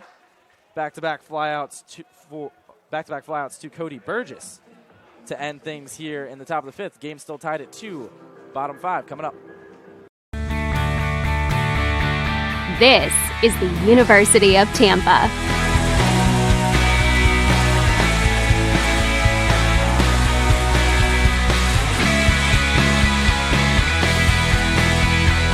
Explore your dreams. Discover your talents. Get ready to invent, innovate, and be a leader. This is the University of Tampa. We are back here at Henley Field, still 2-2 tie. As we talked about earlier in the broadcast, Eric, pitch count would be huge for these two pitchers. And how has that factored in so far with both Hinson and Pimentel having fairly reasonable pitch counts through the first 5 and 4 innings, respectively? Hinson threw the ball well. Only 3 base runners have reached, 56 pitches in his 5 innings. Hit a batter in the second and then gave up a pair of the solo home runs. But, you know, Tampa's a good offensive team. They're going to score runs. And on the flip side, Florida Southern, 52 pitches for Kevin Pimentel through 4 innings. He's settled in after a rough start. Saw him hit a couple batters and allow a pair of runs in the first. So, well-pitched game. I think both pitchers certainly have some stay power ahead here today, and I think the deeper they get in the game, the better for each squad, and you know we'll continue to monitor that situation. And I think again, this is going to be a game of mistakes. Whoever makes the one more mistake than the other will probably be the loser. And you know, as we go on, we'll see who throws strikes, who doesn't boot the ball defensively, and who can come up with a big hit. The big hit in this game may be just moving a runner over, something of that nature. Move somebody over so someone else can hit a single in this rather close game. Moccasins' offense has been scuffling the past couple of weeks, although they are finding other ways to win games. Great defense and pitching over the past couple of weeks, carrying this Mocs team that went from averaging over 9 runs a game to just a little north of 8.5 runs a game. So they have been scuffling, their runs per game going down. A little bit of a home run lull, in a sense, for this team. 0-1 pitch to Costa is going to miss inside, 1-1. But as I said, though, the better teams find ways to win when one of your attributes may be playing down a little bit. The offense not clicking, but the pitching and the defense is for the Mocs, as we've seen in other parts of the season where the offense was carrying the team, and pitching and defense did not matter quite as much as that ball flied to right field off the bat of Costa. And it will be caught on the warning track by Detringo out and right. That was about as close to a home run as I've seen Dylan Costa hit at home this year. It was an inside fastball. He got his hands through, was able to barrel it up, but just couldn't quite get enough of that. The air is a little thinner if the humidity isn't quite so bad, and you know the rain and all that weather not weighing down the ball, that may have carried into the batting cages over the right field fence. Nonetheless, 1 out for Cody Burgess, who's going to take ball 1. Burgess himself had a 2-run home run in the opener for the Mocs. That also coming in the 7th inning following Teeter's 3-run homer. That was the only 5 runs scored by the Mocs in that game. They would win final 5-1 as the count now evens up to Burgess. 1-1 on the swing and miss. Burgess has had some difficulties against Tampa pitching, just 2 for 13 this season against the Spartans. And the 1-1 to Cody. Called strike. That one just catching a little bit of the inside corner on Burgess. He's behind now with 2 strikes. Burgess very good at going the other way, as we saw him do in his second at-bat, flying out to right field. And he also is lined out to second. So he's good with 2 strikes. He can use the whole field. And he's going to chop that one to short. A couple of hops for Galley, and he's going to boot it. That'll be an error for Galley at short, and the Mocs have a base runner on with 1 away in the bottom of this 5th inning. A little nonchalant from Brandon Galley as he stayed back on that ball. Burgess obviously with good speed, so he's going to have to rush when he fielded it. If he would have charged the ball more, he would have had an easier play, maybe to field that on the run and throw. And, you know, Tampa's been extremely good defensively all season, but so far here this week, Drew Earhart had a pair of errors in the opener, saw some 9th inning issues defensively for the Spartans while they were trying to close out Delta State. Those were with Galley as well. Didn't do any harm, correct, but just certainly not as crisp defensively for this middle infield of Tampa as they've been all season. And not to call it lazy defense in an insulting manner, but as you said, nonchalant. Could have definitely played against that ball a little more actively and could have been a little more aggressive, charging a little bit. As you said, he sat back on it, and that causing the speedy Burgess to put the pressure on. Then the ball's just booted. No throw even made by Galley. He did make an error, and then a little bit of a defensive miscue is essentially what stopped David LeBron from having a complete game shutout in the last game for Tampa. Only 8 2/3 for LeBron. Had neither of those mistakes been made by Galley, one mental, did not count as an error, and the other physical, then LeBron presumably would have had a complete game shutout instead of 8 2/3. Although Tampa did go on to win the game, which is really what matters in the big picture in playoff baseball. That's pitch number 60 for Kevin, and that's going to miss low to Pablo Cabrera, head 1-0. See if Burgess isn't running here in this at-bat. Tie game, so one out that you would think if you're Lance Niekro, you force the issue here. Burgess 11 for 13 in steals. He does like to run, and the Mocs like to be aggressive on the bases. Try to take advantage of the mistake by the Tampa defense. Count now 1-1 on Cabrera, and as you were just saying, Eric, see if they try to get Burgess to move. Coach Niekro likes to mix it up on the bases. Sometimes he has runners go early in count. Sometimes he has them go later in the count, and he does like to move everybody. Pretty much 1 through 9 will try to do hit and runs and things of that nature.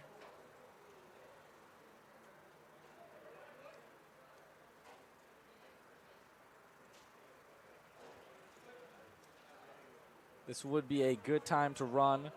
Cabrera, a good hit and run candidate at the plate, likes to go up the middle. If you get those middle infielders moving to cover the bag, that could open up a hole for him to get a base hit.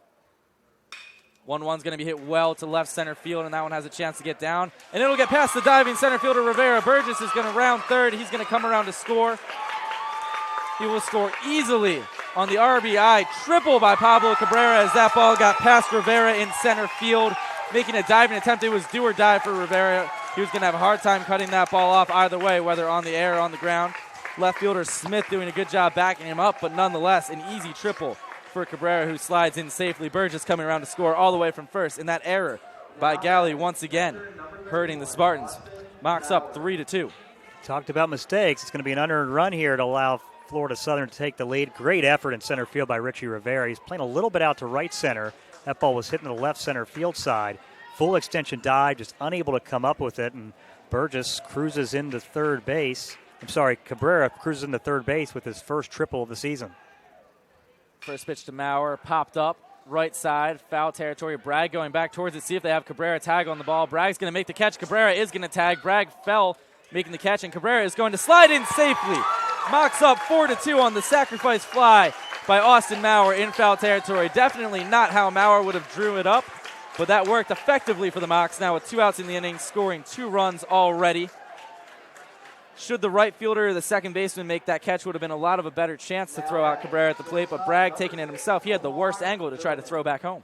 There's a lot of foul ground here at historic Henley Field, and as you would expect at a lot of older ballparks, and Bragg made a great effort. He was the only member of Tampa's defense that had a chance at that play, and because of that, he had to make the dive, and the right fielder, DeTringo, if he could have gotten over there and settled under it, would have had a better chance to make a throw home. But certainly a play that Bragg's got to make. If that's the 8th or 9th inning, perhaps maybe you let that fall. But the speed of Cabrera plates another run for the Moccasins. And that's a good point made there, Eric, that, later in the game, maybe you do let that ball drop instead of getting the out just to keep the runner on third as Omar Villeman goes the other way for his second base hit of the ball game. He's now 2 for 3.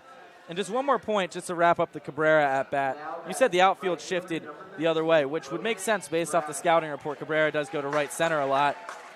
Flipping things up, going to left center for that triple, because that's a key moment in this ballgame now as it's allowed 2 runs to score for the Mocs. So Tampa going with the scouting report and Cabrera just beating them at their own game. And Coach Joe Ursa is going to head towards the mound, and we'll see if he's going to make a move here. He's staring down at the bullpen, and he has made a signal. So we're going to see a new pitcher, but Florida Southern takes advantage. Talked about mistakes. They take advantage of a 1-out error and plate 2 runs. And we'll take a brief timeout and tell you about the new pitcher for Tampa in just a moment.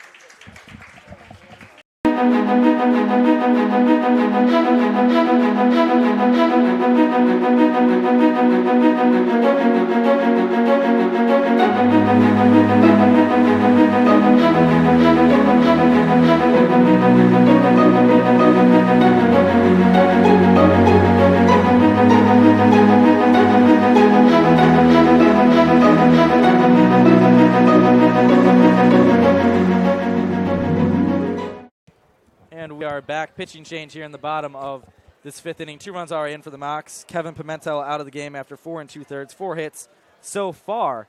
4 runs in, 3 of which have been earned. Although the runner on first, Omar Villeman, is his responsibility. 64 pitches for Kevin.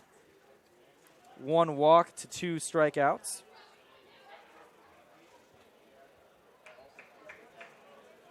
And we're just waiting on confirmation as to who the new pitcher is for the Spartans.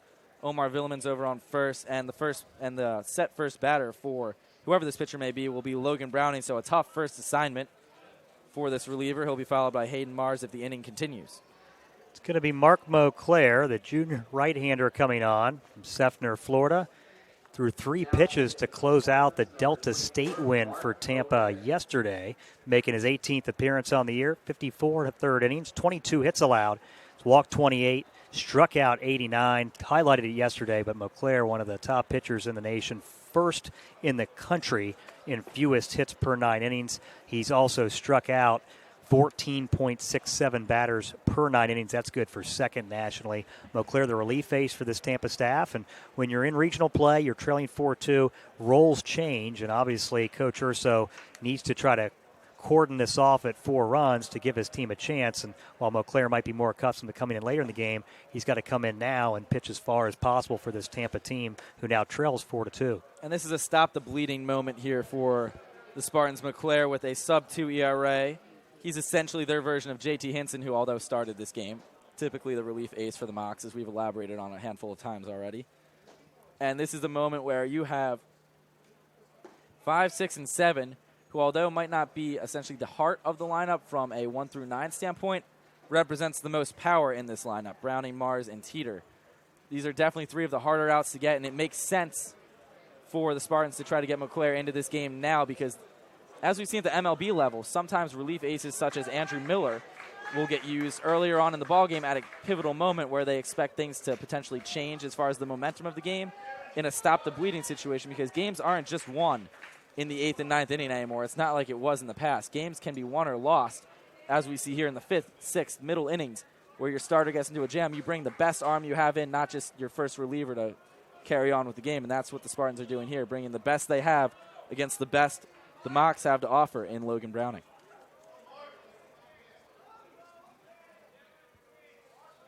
Pickoff move, Villeman back in easily. Browning reached base twice, hit by a pitch and a walk on a full count in his most recent at-bat.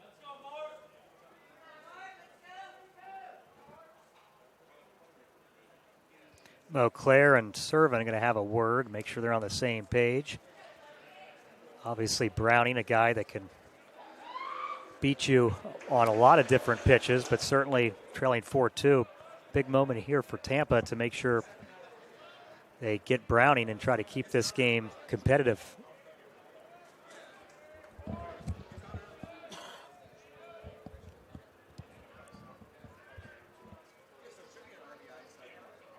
And the first pitch to Browning. Tried to hold up his swing. He could not. 0-1. He went around. This will be a tough matchup for Logan. See if Lance Necro sends Villeman, who's got good speed. Obviously, the hold at first does create the hole for Browning on the right side, but certainly getting a runner to scoring position, 2 outs would be helpful as well. Pitch going to miss a little bit low. 1-1 to Logan. And as you just alluded to, the hole on the right side is what Browning could really take advantage of. He does go the other way rather well, but similarly to Teeter, his power to right field, I've seen him pull a couple triples down that right field line. So you might actually want to move Bragg off of the bag and potentially get Villeman to second with a stolen base because that could open up that line for Logan Browning where he does like to put a lot of his extra base hits right down the right field line, really turning on pitches. Browning, the senior two-way star, definitely on a lot of teams' draft boards come the MLB draft in a few short weeks. 1-1 pitch to Logan. Fouled back, 1-2. Just missed that one, got a little bit under it. Seen a lot of players in this regional here that'll be factors in that June draft. You mentioned Browning, certainly David LeBron, and for that matter, Mark Moclair on the mound here, certainly in discussion. Mentioned Zach Shannon for Delta State, big names. A lot of players in the South region, very deep field, and these are two of the best here. And the 1-2 to Browning. Breaking ball is going to miss high. Didn't quite get the snap on it that McClare was looking for. 2-2 now. This would be a good count to send Villeman. 2-2 count. Browning, good contact guy, obviously with 2 outs. You can get that runner in motion, potentially get him to go first to third or first to home, provided on where Browning could potentially put this pitch. If I'm Lance Negro and I've been watching him coach all year, this is a good time to send Villeman, and I suspect he will do so here. Moclair doing a very nice job mixing up his looks, throwing over a handful of times in this at-bat, but not doing it predictably. He'll come set and hold for 1 second and throw over. Other times he'll hold longer. So if Villeman does go, won't be able to get as good of a jump. And that's just veteran experience by McClare. Clearly a seasoned pitcher on the mound, and you can see that. Runner does not go. Browning swings through that one, strikes out to end the side for the Mocs, who do score 2 and strand 1 here, up 4-2 now, heading to the top of the 6th. My name is John, and my name is John. We both play on the golf team. On the course, we're extremely competitive with each other, but off the course, we try and help each other out as much as we can. There you go, thank you. Yeah. Nice boy. Out there. Very nice. We are caddying each other through everyday life. What's up, buddy? How's it going? Excuse me, sir. Quiet, please. Should we go for the spoon or the fork here? Tough call. Cheese looks a little runny. Noodle's a little firm. A little in the grain. What are you thinking? Tough decision, but I'm thinking spoon. I like it.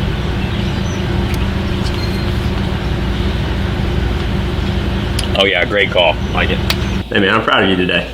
Thanks, man. I'm proud of you too. Thanks. Did I do good? You did a great job. Appreciate it. And we are back here at Henley Field. Andrew Pauling, Eric Williams, heading into the top of this 6th inning of this ball game. Time for a mid-game recap, Eric. Yeah, for Tampa, through 5 innings, they scored single runs in the 3rd and 4th innings. 2 runs, 2 hits.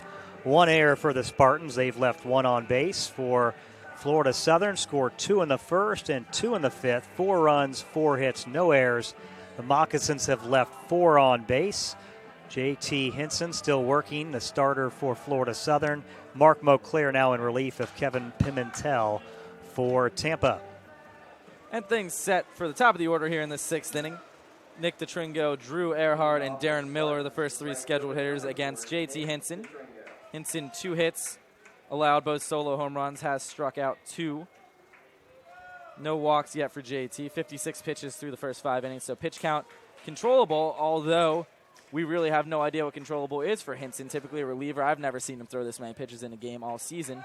And this uncharted territory, we are 100% submerged in it now.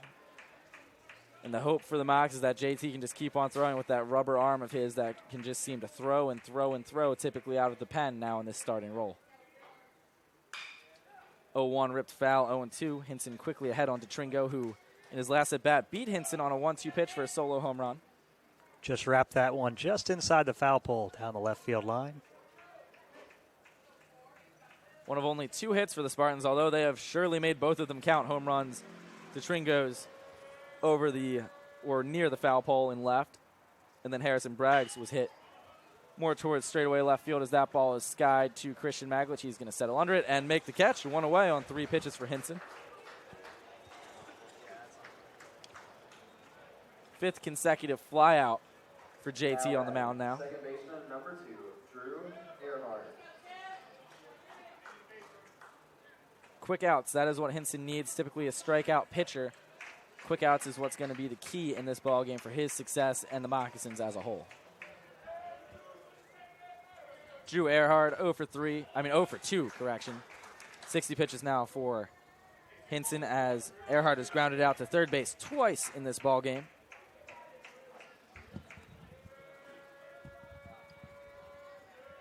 And the 0-1 from JT. Called strike by Ryan McCraney. Didn't think he was going to pull the trigger on that one. Ball just catching the inside part of the plate. Good downward right at the knees fastball from Hinson. Hinson with that pinpoint accuracy. 0-2 pitch swung on and missed by Earhart. He's now 0 for 3. 3 strikeouts in the ballgame for JT Hinson. He's one shy of reaching 100 on this season. He would be the second Moccasins pitcher to reach 100 strikeouts in the 2018 season. Logan Browning did so in his start on Saturday. Now with 102 on the season is Browning. So Hinson and Browning neck and neck in that category.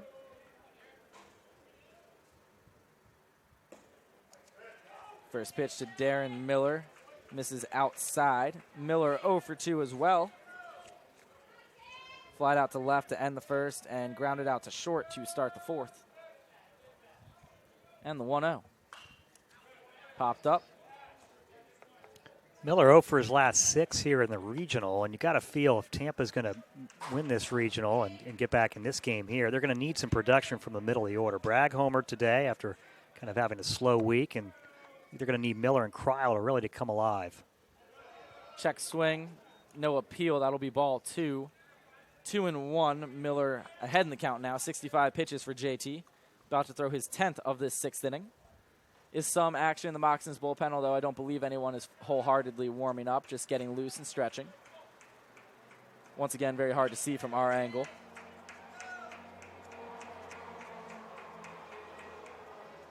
And the 2-1 swung on and missed. Miller chasing that high fastball. Count evens at 2 apiece against Hinston. Hinson's vertical control with his fastball has been very impressive. He'll go to the knees to get one, and he'll elevate the pitch. And it's changed eye levels we talked about, and also helped set up his breaking ball, which I would expect him to go to right here. And the 2-2. Fastball fouled off. Count remains 2-2. And you're exactly right with that, Eric. Hinson mixing up eye level and pitch location about as well as anybody. Him and Logan Browning both. And this entire Moccasins team really does a great job of mixing up eye levels. That's something I'm sure pitching coach Nate Striz really takes into consideration during their bullpens and scrimmages. And the 2-2 again from Hinson. In the dirt, good block by Maurer, but no chase by Miller. Count runs full. Good job by Miller to lay off that. Is that what I referred to, going right to the breaking ball after a couple of fastballs? First full count for Hinson facing any batter in this ball game. Trying to retire the side in order here in the 6th. And the 3-2 pitch going to be chopped to short. Villeman coming in on it a couple of steps. Takes a crow hop and the throw to first in time to beat Miller by a step. 6-3 on the putout. 1-2-3, 6th inning for JT Hinson. Throws 13 pitches in the inning. Strikes out 1, his 3rd of the ball game. And the Mocs still with a 4-2 lead heading into the bottom of the 6th. From court to court and lane to lane, under the lights or under the sun, no one delivers Division II sports like NCAA.com. The center of D2 is inside the NCAA.com hub with exclusive highlights of every sport and live broadcasts of every Division II championship found nowhere else. Make NCAA.com yours, the home of Division II college sports. And we are back here at Henley Field heading into the bottom of the 6th inning. Due up for the Mocs, Hayden Mars, Jacob Teeter, Christian Maglich. 6, 7, and 8 for the Mocs. Mark Mauclair goes through his warm-up pitches. Mauclair came on to strike out Logan Browning to end the 5th inning. Relief of Kevin Pimentel, who went the first 4 2/3 innings. He allowed 4 hits, 4 runs, 3 of which were earned. Walked 1, struck out 2, hit a pair of batters. Pitched effectively in the middle of his outing, but gave up a pair of runs in the first with a little bit of spotty control, hitting a pair of batters in that inning, and then wasn't helped by his defense as a 1-out error by shortstop Brandon Golly kind of set things up for Florida Southern. Pablo Cabrera hit an RBI triple, and then a sacrifice fly by Austin Maurer plated the 4th run to knock Pimentel from the game, as Mauclair will try to get Florida Southern deeper into this game and give themselves a chance by just keeping it at a 2-run deficit. Mars coming up for the Mocs. Mars 1 for 2, 2 RBI single with 2 away back in the 1st inning. Also flew out to center field, decently hit ball. Still looking for that 20th home run. I feel like I've been saying that for a long time now. It's been a couple weeks since the last time Hayden hit one. That 20th would tie him for the all-time single-season record set by the Mocs. It seemed like he would tie and break the record with ease as we worked into the last couple weeks of the regular season, but Mars still hitting the ball well, average, though, dropping about 20 points. as the season concluded. The first pitch Jim's going to miss down and in. He's going to have a tough time getting number 20 now with McClare on the mound. McClare, it's hard to break through against him. Top 5 in the nation and a lot of statistics, including fewest hits allowed. And the 1-0 to Mars. Going to miss outside, 2-0. I think McClare only allowed 1 home run all season so far, which obviously is a pretty substantial workload for the relief ace.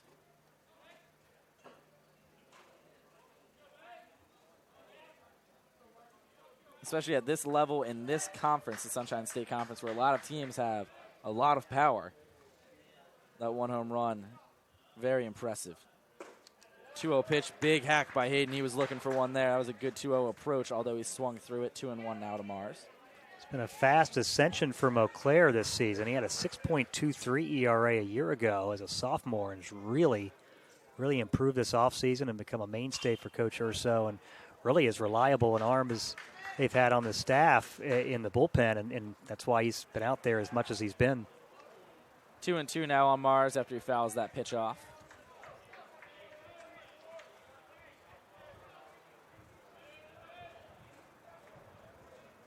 And the 2-2 to Hayden.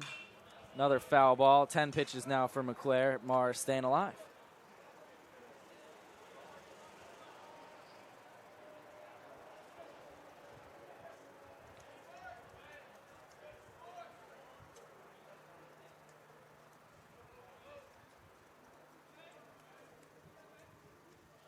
Two pitch, breaking ball, going to miss a little bit high. Good take by Hayden. Count runs full for Mars.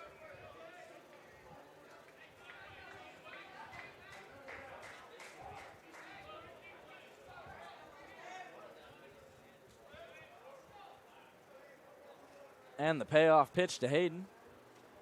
Swung on and missed. Back-to-back strikeouts for McClare as he comes into this ballgame, strikes out Browning and Mars, and now he'll have to face Jacob Teeter. First baseman, number 33, Jacob Teeter. Teeter himself 0 for 2, grounded out to the shortstop, unassisted, and struck out in his most recent at-bat.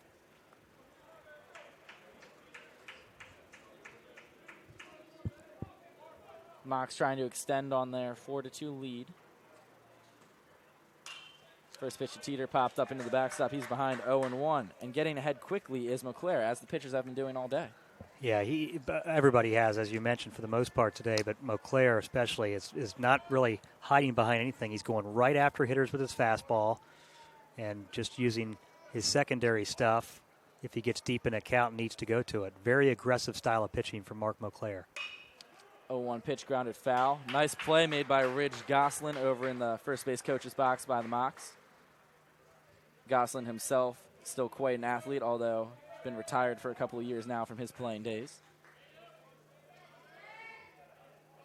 I see him routinely catch fly balls behind the back during batting practice, which is something I've never been able to remotely figure out. I can barely catch him regular.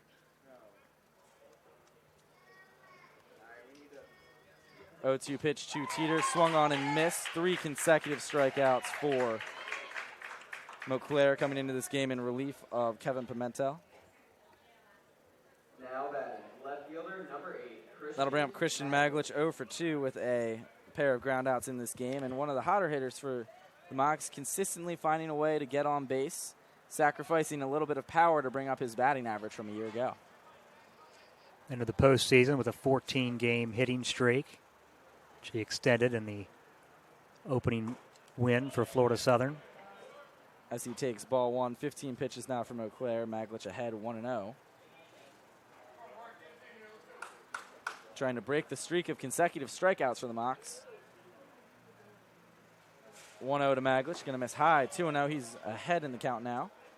Comfortable spot to be, although with a good pitcher on the mound, there's never really a comfortable spot.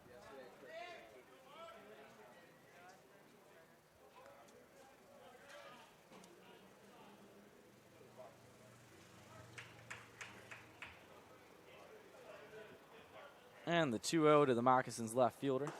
Checked his swing. Did he go? On the appeal, he did, says John Lavin down the first base line. Looked as though that is the correct call.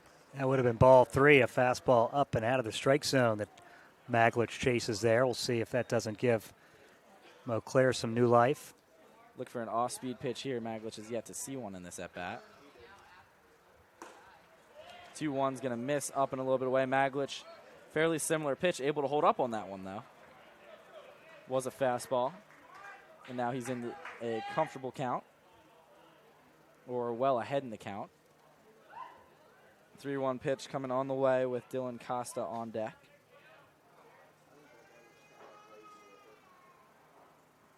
And the pitch is going to miss high. Ball 4 to Maglich. Moccasins have a 2-out base runner with Dylan Costa coming up to the plate. Costa 0 for 2, popped up to third in foul territory and has also flown out to fairly deep right field. Now getting his third at bat of the ball game.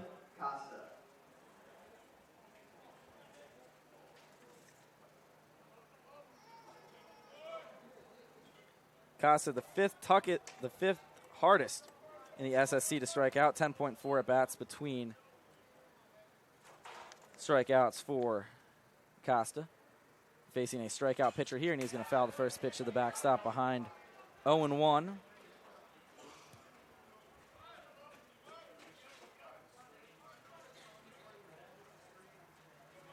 Costa and Teeter tied for second on the team, 19 multi-hit games, although Costa is still looking for his first here today. Maglich gets his lead off at first. 0-1 pitch, breaking ball, called strike. That was a good pitch made by McClare. Costa's now quickly in the hole, 0-2.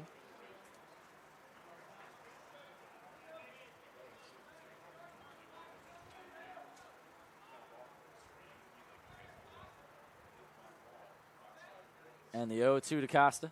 Breaking ball, gets just a piece. Good fight put up by Dylan. He stays alive. Cody Burgess on deck for the Moccasins. Claire going to 2 consecutive breaking balls here.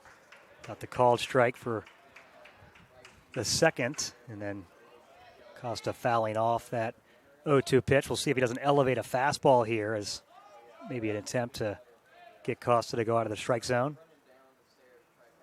And the 0-2.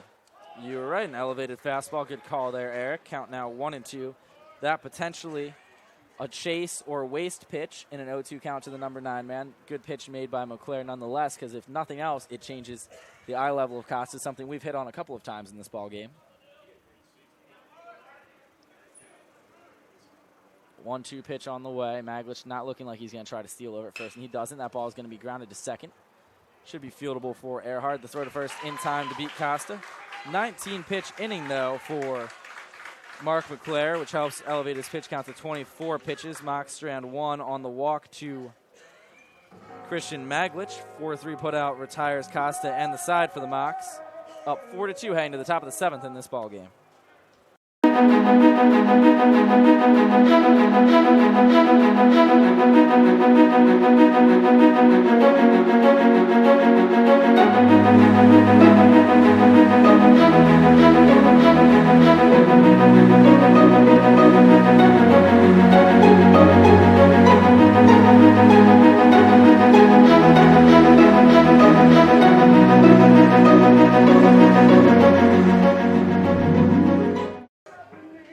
And we are back now heading into the top of this 7th inning. And believe it or not, JT Hinson's still on the mound, never making a start in his historic career at Florida Southern. He's 12-0 on the season. So although obviously this game has crucial implications for the Moccasins from a playoff standpoint, this is a big game for Hinson from a statistical standpoint as well. Looking for win number 13, Eric. Yeah, he's near the nation's lead in wins this season, and a couple other statistics as well. And he picked up a victory against Tampa during the regular season as well as a save.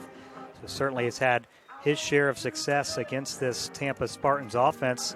Did not allow a run in any of his outings in the regular season series and has just allowed a pair of solo homers today as he worked with a 4-2 lead heading to the 7th. But he will have to face the middle 3 of the batting order here in the 7th for Tampa.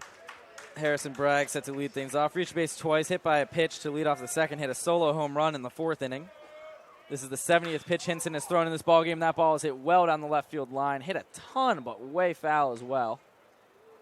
Hinson not finding much success with his fastball, specifically against Bragg. Otherwise, pitching rather well. Mo's definitely about to throw an off-speed pitch. Just a note for you, Delta State in Montevallo getting underway here in just 1 minute over at Tigertown. We'll keep you updated on that elimination game. Winner of that game will face Mississippi College in an elimination game scheduled for later on today.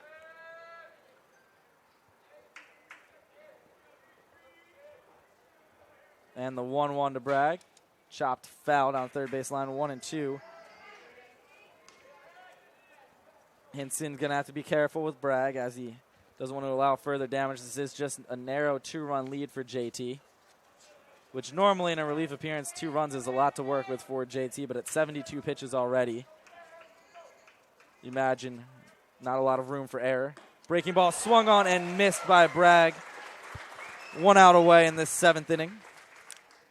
4th strikeout for JT Hinson. That's number 100 on the season, so congratulations to JT for reaching that milestone in this 2018 season. 100 strikeouts for primarily a relief pitcher, an even greater accomplishment. And just a testament to why he is most definitely on draft boards and will get some consideration in this year's draft, along with Browning, Mars, and a few others playing in this ball game. And he's been acclaimed throughout the year. He's named South Region Pitcher of the Week early in April. An academic all-region first-team selection this year, JT Hinson. 7.31 strikeout to walk ratio for Hinson as the count's now 0-2 on Connor Kryl. That's 12th in D2 baseball.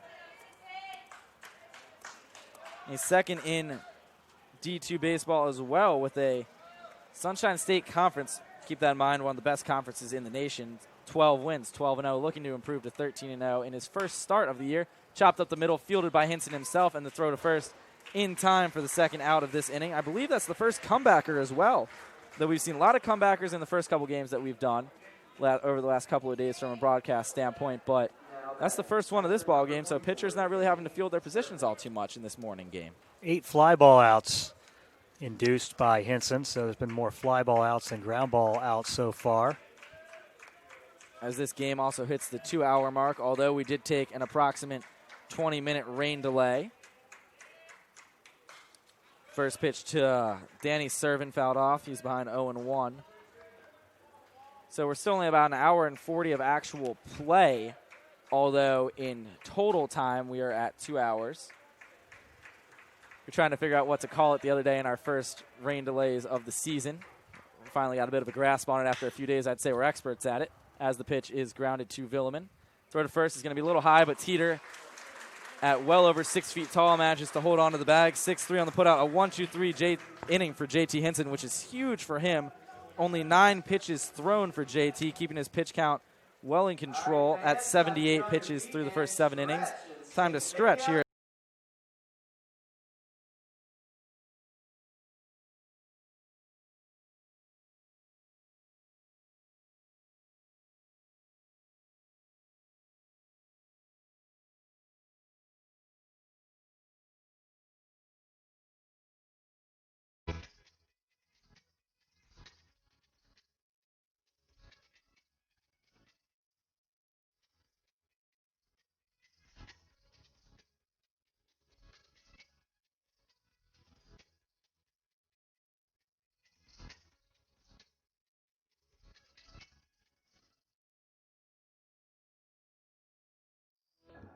And we're back here at Henley Field, bottom of the 7th inning. Mocs with a 4-2 lead.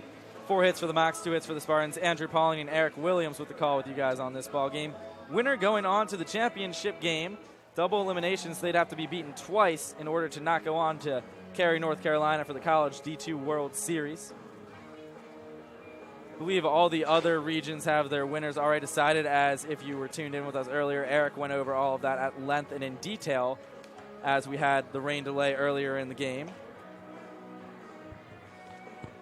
And for schedule updates and all that in regards to what's going on in Cary and what's going on here in Lakeland, Florida, feel free to check the D2 Athletics websites, the Florida Southern Moccasins websites, and your own team's personal pages for the most accurate updates. We pass along information here as quick as we get it, but also for up-to-date information, feel free to check any form of social media that you deem a reliable source. Top of the order for the Mocs, Cody Burgess, who reached on an error and scored an unearned run back in the 5th. 0 for 3 is Cody, but that run scored could play huge going into the end of this ball game. He'll be followed by Cabrera and Maurer, top of the order for the Moccasins.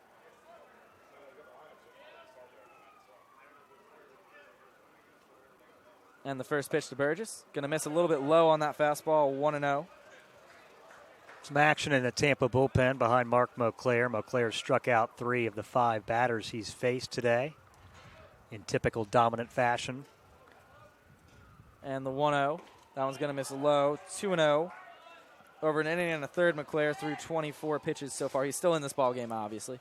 Still pitching, but his leash or his pitch count might be important. With Tampa losing this game, they would most definitely need to call upon him should the score hold as it does currently. They would need him for elimination games, so they might not want to completely empty his tank here in this ball game. 2-1 now as Burgess takes strike 1. Yeah, you would imagine pitched here in the 7th, and if Tampa doesn't score in the 8th, you might see Coach Urso go to another arm to preserve Mauclair. 2-1 pitch, swung on and missed, 2-2 now to Burgess, and I agree with that point there, Eric. If Tampa does not at least tie this game in the top of the 8th inning, you'd almost certainly guarantee Mauclair out of this ball game.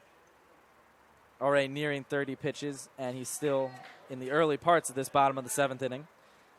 See how he goes if he even makes it through the remainder of this frame. 2-2 pitch on the way to Burgess. Going to miss a little bit low. Good take by Burgess, who watched that ball all the way in. Full count now for Cody. Second full count in a batter that Mauclair has faced. Only 6 batteries faced. Second one to run a full count. This will be pitch number 30 for Mark. And the payoff to Burgess. Fouled back. Burgess just staying alive.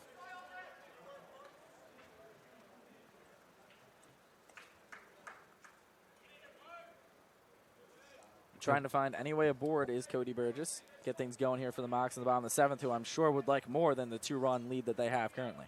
It was the Burgess at bat in the 5th that's the difference so far. He reached on an error, eventually scoring one of the 2 runs that gave Florida Southern this 4-2 lead. And the 3-2 to Burgess, going to miss high, ball 4. Second walk issued by Mauclair. Only 2 base runners to reach against him have been via the walk. That'll bring up Pablo Cabrera. Cabrera 1 for 3. That one really does count. An RBI triple in the left center gap past the diving center fielder, Rivera. He would then come around to score on a sac fly by Austin Maurer. So that potentially the key at-bat in this ball game was by Pablo Cabrera, and it looks like there is going to be a move to the bullpen for the Spartans. We're going to take a quick break from the action here at Henley Field. We'll be back with an update and a pitching change in just a moment.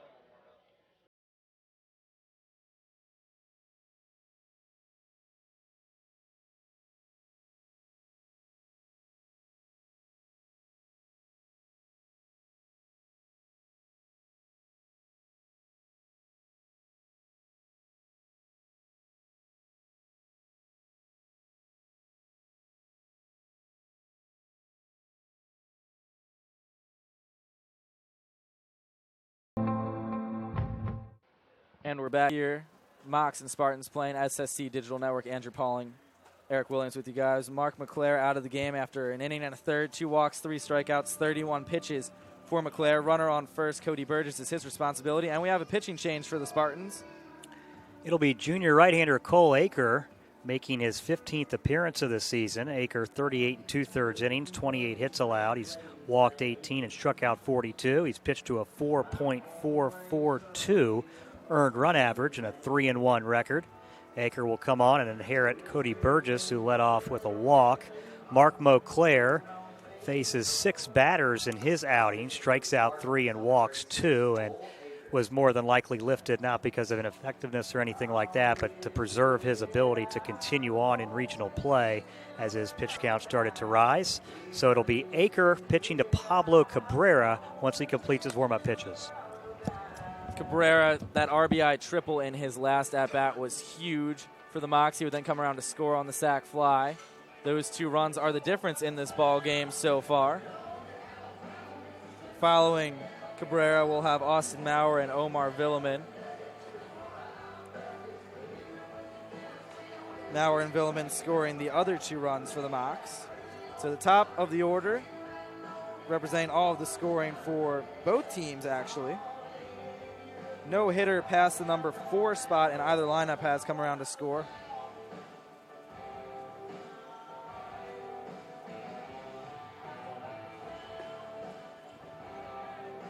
Aker starting to wrap up his warm-up pitches. He's going to have Cabrera to deal with, who is a tough out to get from a strikeout perspective. Great in that number 2 spot. A little bit of power, as we saw in that triple, but great at moving runners, as is the ideal situation with Burgess on first base and nobody away in this 7th inning.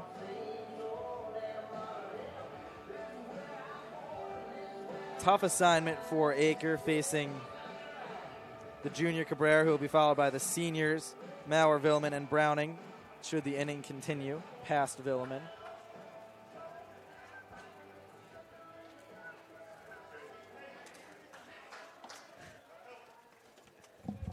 Aker set to deal to Cabrera now. See if Coach Necro decides to send Burgess early in the count and catch Aker off guard. First pitch to Pablo is going to be grounded down the third base line, but foul, just missing. 0-1 the count on Cabrera. Good job trying to turn on that ball. Third baseman a little bit off the line. That's Miller playing a little bit towards the shortstop position. More set up for trying to get a double play ball, leaving that left field line open for Cabrera. Shortstop's playing decently far off the bat. He's in the hole. Second baseman is pinched up the middle for the double play. And the 0-1 Cabrera squares around a bunt. It's a good bunt down the third base line. The pitcher's gonna trip, trying to get the ball, but Miller able to record the putout. Sack bunt for Cabrera as Burgess advances to second. That'll bring up Austin Maurer. Now batting, catcher number 31. Yeah, Aker seemed to lose his footing there as he came off the mound on the dirt portion on the front of the mound. But Darren Miller is about as good a defensive third baseman as there is and had no problems fielding that well-placed bunt by Cabrera. Effective sacrifice, and Florida Southern looking to add some insurance here with just who they want, the middle part of their batting order. And the front of that mound, rather slippery. I worked on the mound before yesterday's game when we were out for that early morning crew repairing the field, and it's just, there's only so much you can do to that little area that's rather soaked, so Aker losing his footing a little bit. It's a lot better off than it was. As Maurer hits the first pitch of his at-bat well to right center field, this one's got a chance, and it is going to be caught, though, by Rivera at the right center track. Burgess advancing to third on the fly out by Maurer.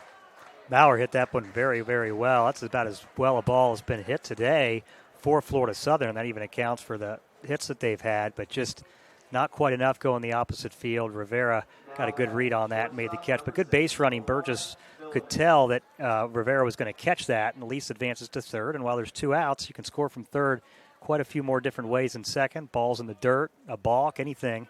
And, the Moccasins would like to definitely add some insurance here.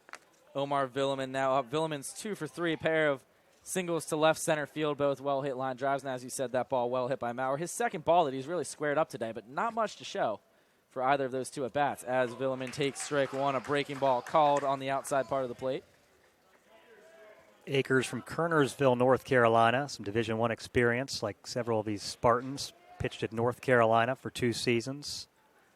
29 innings of work his freshman year and made 3 starts as a sophomore. Villeman behind in the count, see what he can do here. The runner on third, that would be a nice insurance run for the Mocs. That ball misses outside. 1-1 count evens up on Omar. Singleton scored in the first, flew out in the third. Singleton was left stranded back in the 5th. Only 5 pitches thrown so far by Cole Aker. Got Cabrera on 2 pitches, got Maurer on the first, although Maurer did square that ball up. 1-1 pitch to Villeman. Grounded to second. Earhart has the ball, throw to first, going to be in time, so the Moccasins strand the leadoff base runner in Cody Burgess, who walked and then would eventually be stranded on third base on that 4-3 putout of Cabrera. Only 6 pitches needed by Cole Aker. Mocs still up 4-2 heading to the top of the 8th inning in this ballgame.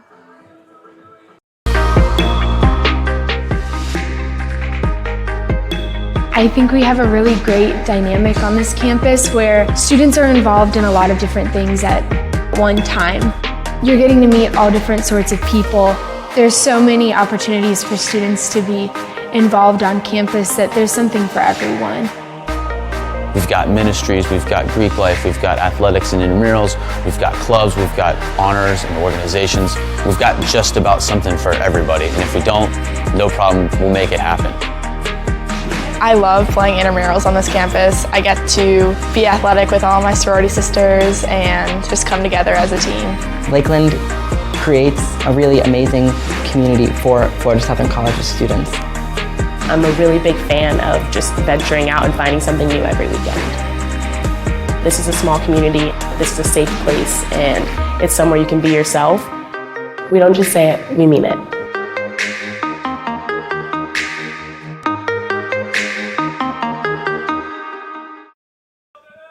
Back to Henley Field, Eric Williams along with Andrew Pauling as we move to the 8th inning. Florida Southern leading Tampa 4-2. It'll be Stephen Smith, Brandon Golly, and Richie Rivera, the 3 scheduled hitters. And here's Andrew with the play-by-play. Smith himself 0 for 2 in this ballgame, grounded out to second and flew out to left field. He's now behind 0-1. JT Hinson still on the mound with what I must say has been a remarkable performance through the first 7 innings. That's the 79th pitch thrown by JT. He's about to throw number 80. Double a typical workload for him. And he's now ahead 0-2 on Smith. Hinson somehow getting stronger as this game has gone on, although never really in this territory before, at least in recent years. He's retired 11 straight batters, ahead here 0-2. Certainly 0-2 pitch grounded to short. Villeman's throw to first going to be just in time. Smith hustling down the line all the way. 6-3 on the putout, and Hinson has looked absolutely brilliant. I have full belief in JT Hinson as a pitcher. I've seen him work all year long in that relief outing. In that relief setting, I should say. But then again, this was such unknown territory to us, and with J.J. Necro scheduled to start this game, when I found out and when we found out maybe 40 minutes before first pitch that it would be JT Hinson, I had no idea how it would go. I had expectations, but this surpasses those. He's kind of flipped the script here the last few innings. A lot of fly ball outs early in the game, but 4 ground ball outs over the last 5 that he's gotten here as he has been on point, been ahead of hitters, as really forced Tampa to be on the defensive in the batter's box. And I really think he's pitching to contact as that ball misses high, 1-1. Pitching more so to contact than I've seen him pitch all season, but it's working. It's working effectively. Yes, he led up to 2 home runs, but those are the only 2 hits. And I think he's trying to get quick outs, knowing that if he can save this bullpen and give the Mocs a fresh start as that ball's popped up left center field.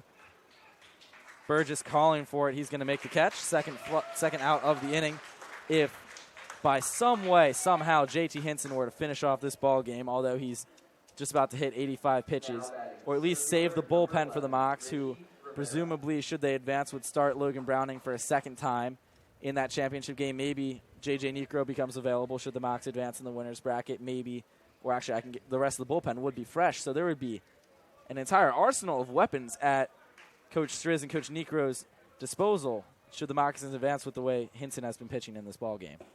Yeah, the schedule is obviously fluid, but the earliest that championship game will be is tomorrow. And that's obviously dependent on the forecast throughout the rest of the day and how many more games we're able to get played. Certainly still going to have some elimination games to play to have an opponent for the winner of this game in that championship game. 1-0 pitch called for a strike, 1-1. So as you're saying, schedule fluid. We've been 100% doing our best as far as updating everyone on that and really just trying to adjust as things have gone on. We're playing a lot of it by ear and on the fly. 1-1 pitch, chopped foul, 1-2. Hinson ahead looking for what would be his 4th consecutive shutdown inning should he retire the side here. Retired the last 2 batters in the 4th and then has not allowed a base runner since the home run to Bragg. That coming back in the 4th with 1 out. Retired the side in the 5th, 6th, and 7th innings respectively, and he has been about as dominant and as good as a pitcher can get. 1-2 pitch. Checked his swing. Did he go? He did not on the appeal to John Lavin. 2-2. Count evens up on Rivera, the number 9 man in the lineup. You would wonder then if the Mocs would change pitching with the 4th time in the lineup. That would be when the top of the order comes back around for Tampa. That may be the only concern, is that would be their 4th time seeing Hinson in this ballgame. 2-2 pitch. Chop. That's going to be a fair ball to third. Cabrera ranging in. The throw to first in time to retire the side. 4 consecutive shutdown innings for JT Hinson. He's gone through 8 innings of 2-run ball here at Henley Field in what has been an absolutely remarkable outing for the senior, typical relief pitcher, starting pitcher in today's ball game. Mocs still lead 4-2 going to the bottom of the 8th.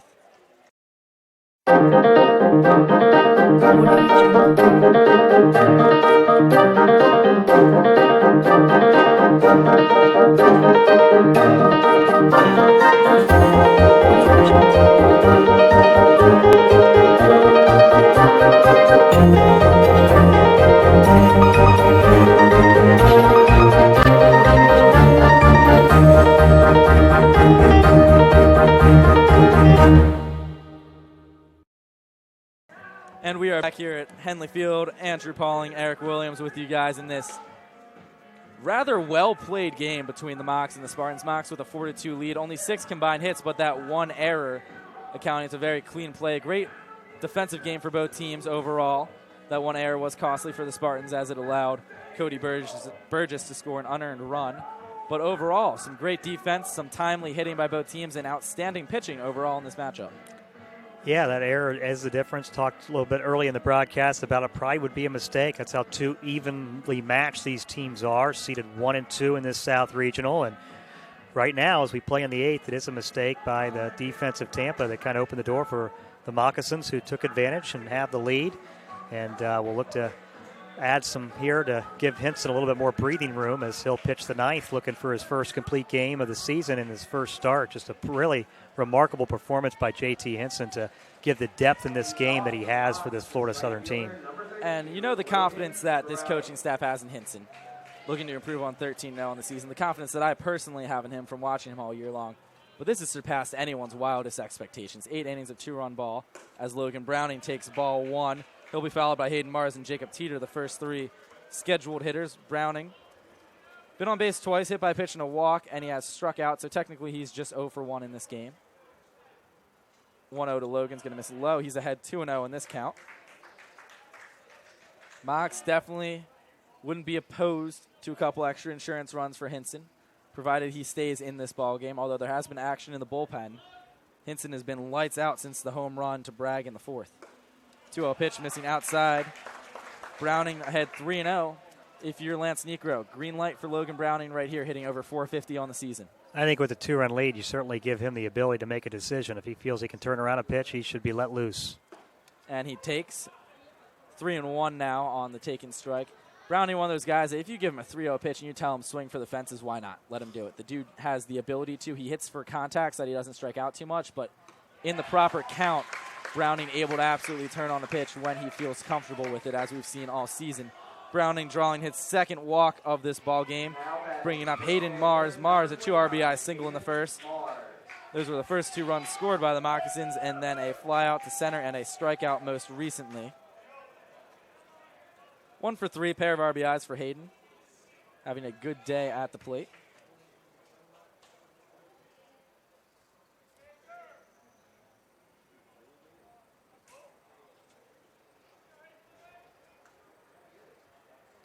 And the first pitch to Mars. Going to miss up and in, ball 1. Yes, Danny Sermon's going to go out for a word with Cole Aker, who's lost his command here in this second inning of relief. Had a very effective 7th inning, came on in relief of Mark Mauclair and retired the 3 batters in order to get Tampa through that 7th inning, but not commanding his fastball in the early going. And to walking Browning, that fastball to Mars was nowhere near.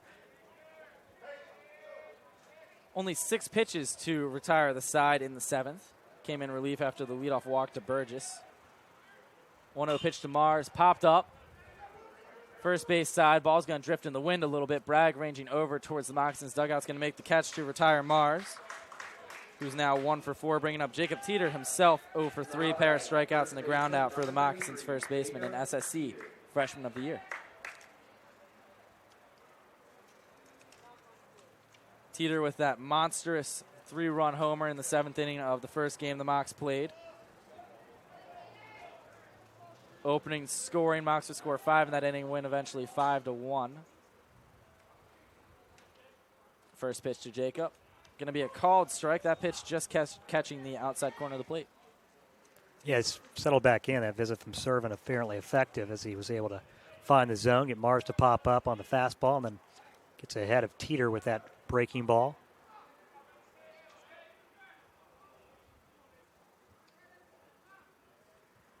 And the 0-1 to Teeter going to be lined up the middle. That'll be a base hit for Jacob Teeter. An absolute missile over the head of Aker for a single for the Moccasins first baseman. Browning advancing to second. 2 on and 1 away now for Christian Maglich.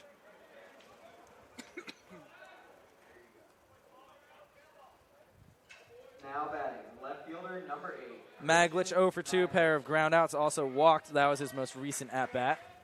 And just a reminder, we will be joined by the head coach of the winning team after this ball game. Approximately 5 to 10 minutes after the conclusion of the game, we will have the winning coach on for a brief interview about how his team performed and how he expects them to continue going into the championship game as the winner's bracket representative. Count now 0-1 on Maglich as he takes the fastball from Aker. A little more action in that Tampa bullpen. A right-hander loosening. We've seen Cooper Krug and lefty Casey Radke in this regional already in the bullpen, as well as Mauclair and now Aker today. 0-1 pitch to Maglich. Breaking ball, another called strike. He's behind 0-2. And this game now just reaching the 2-hour mark as far as actual minutes of play, close to 2.5 hours collectively, if you count the rain delay that we had midway through the game.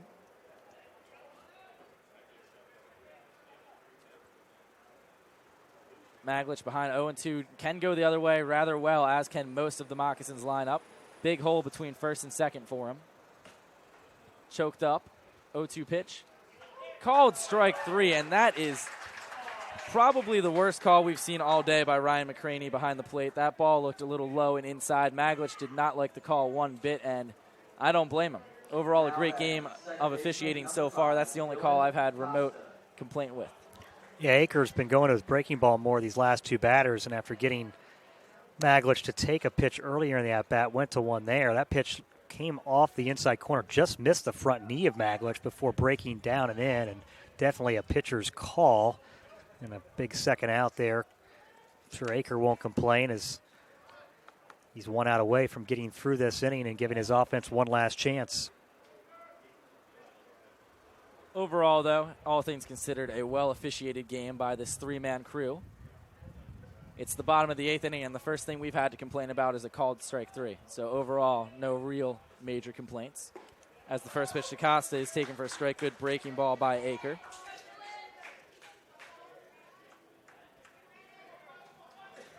That was the first strikeout for Aker as well in this ball game. Now pitched an inning and 2/3. Trying to get through 2 spotless innings of relief as far as runs scored go, though a couple of base runners. Costa, the only starter here for the Moccasins that has not reached base today.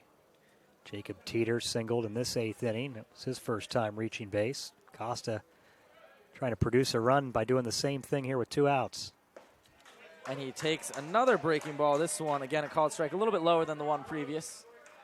Strike zone for Ryan McCraney behind the plate, opening up a little bit. Although no argument from Costa. That was a close pitch. Again, a good pitcher's pitch made again by Aker, who has just thrown his 20th pitch of this ball game.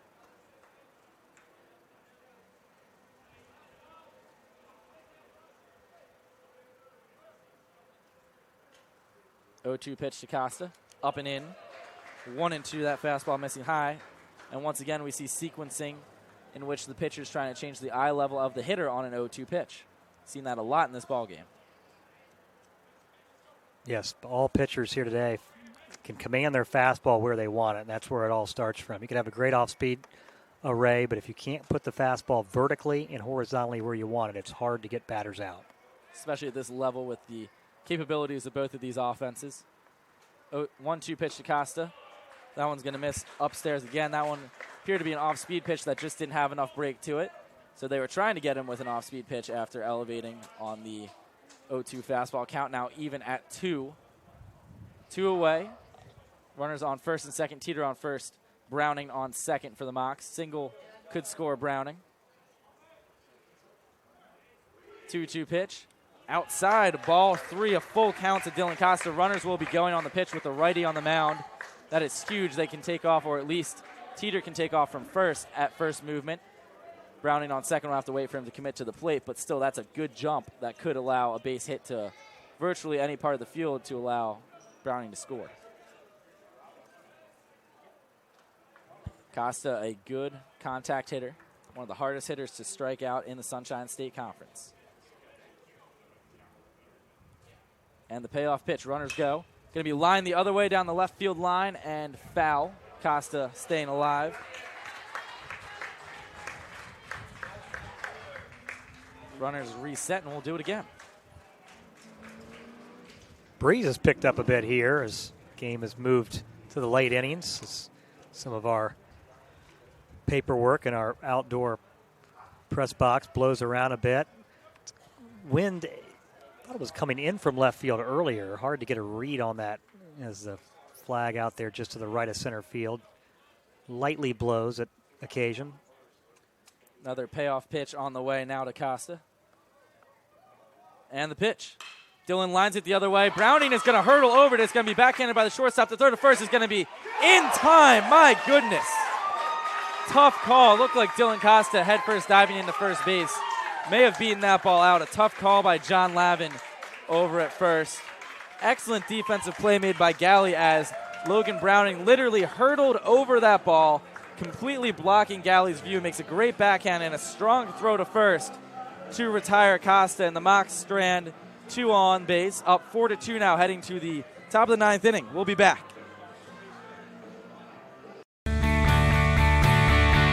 This is the University of Tampa.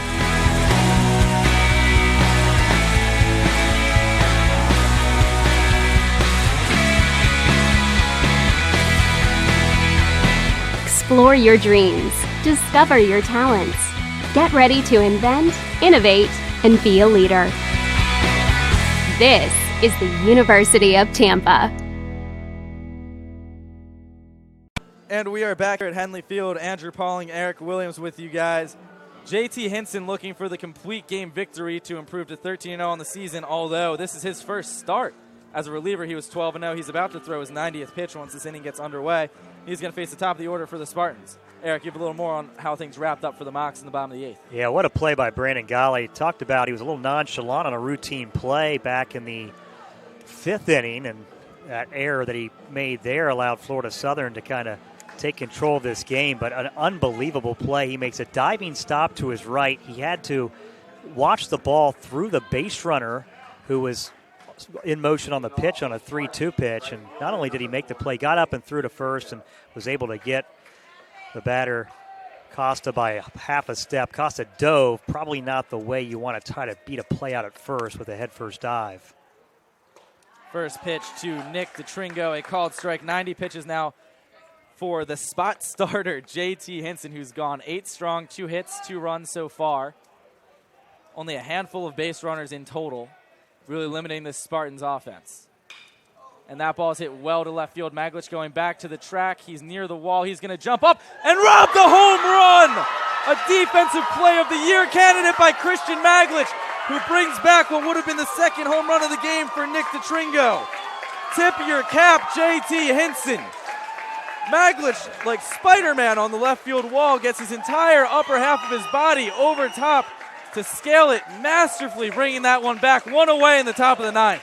Maglich went back to the wall, jumps, uses his throwing arm to help prop himself up higher to snare that ball. That is as fine a catch as you're going to see at any level of baseball all season.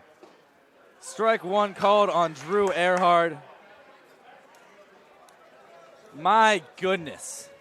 That may have been the finest defensive play I have ever seen.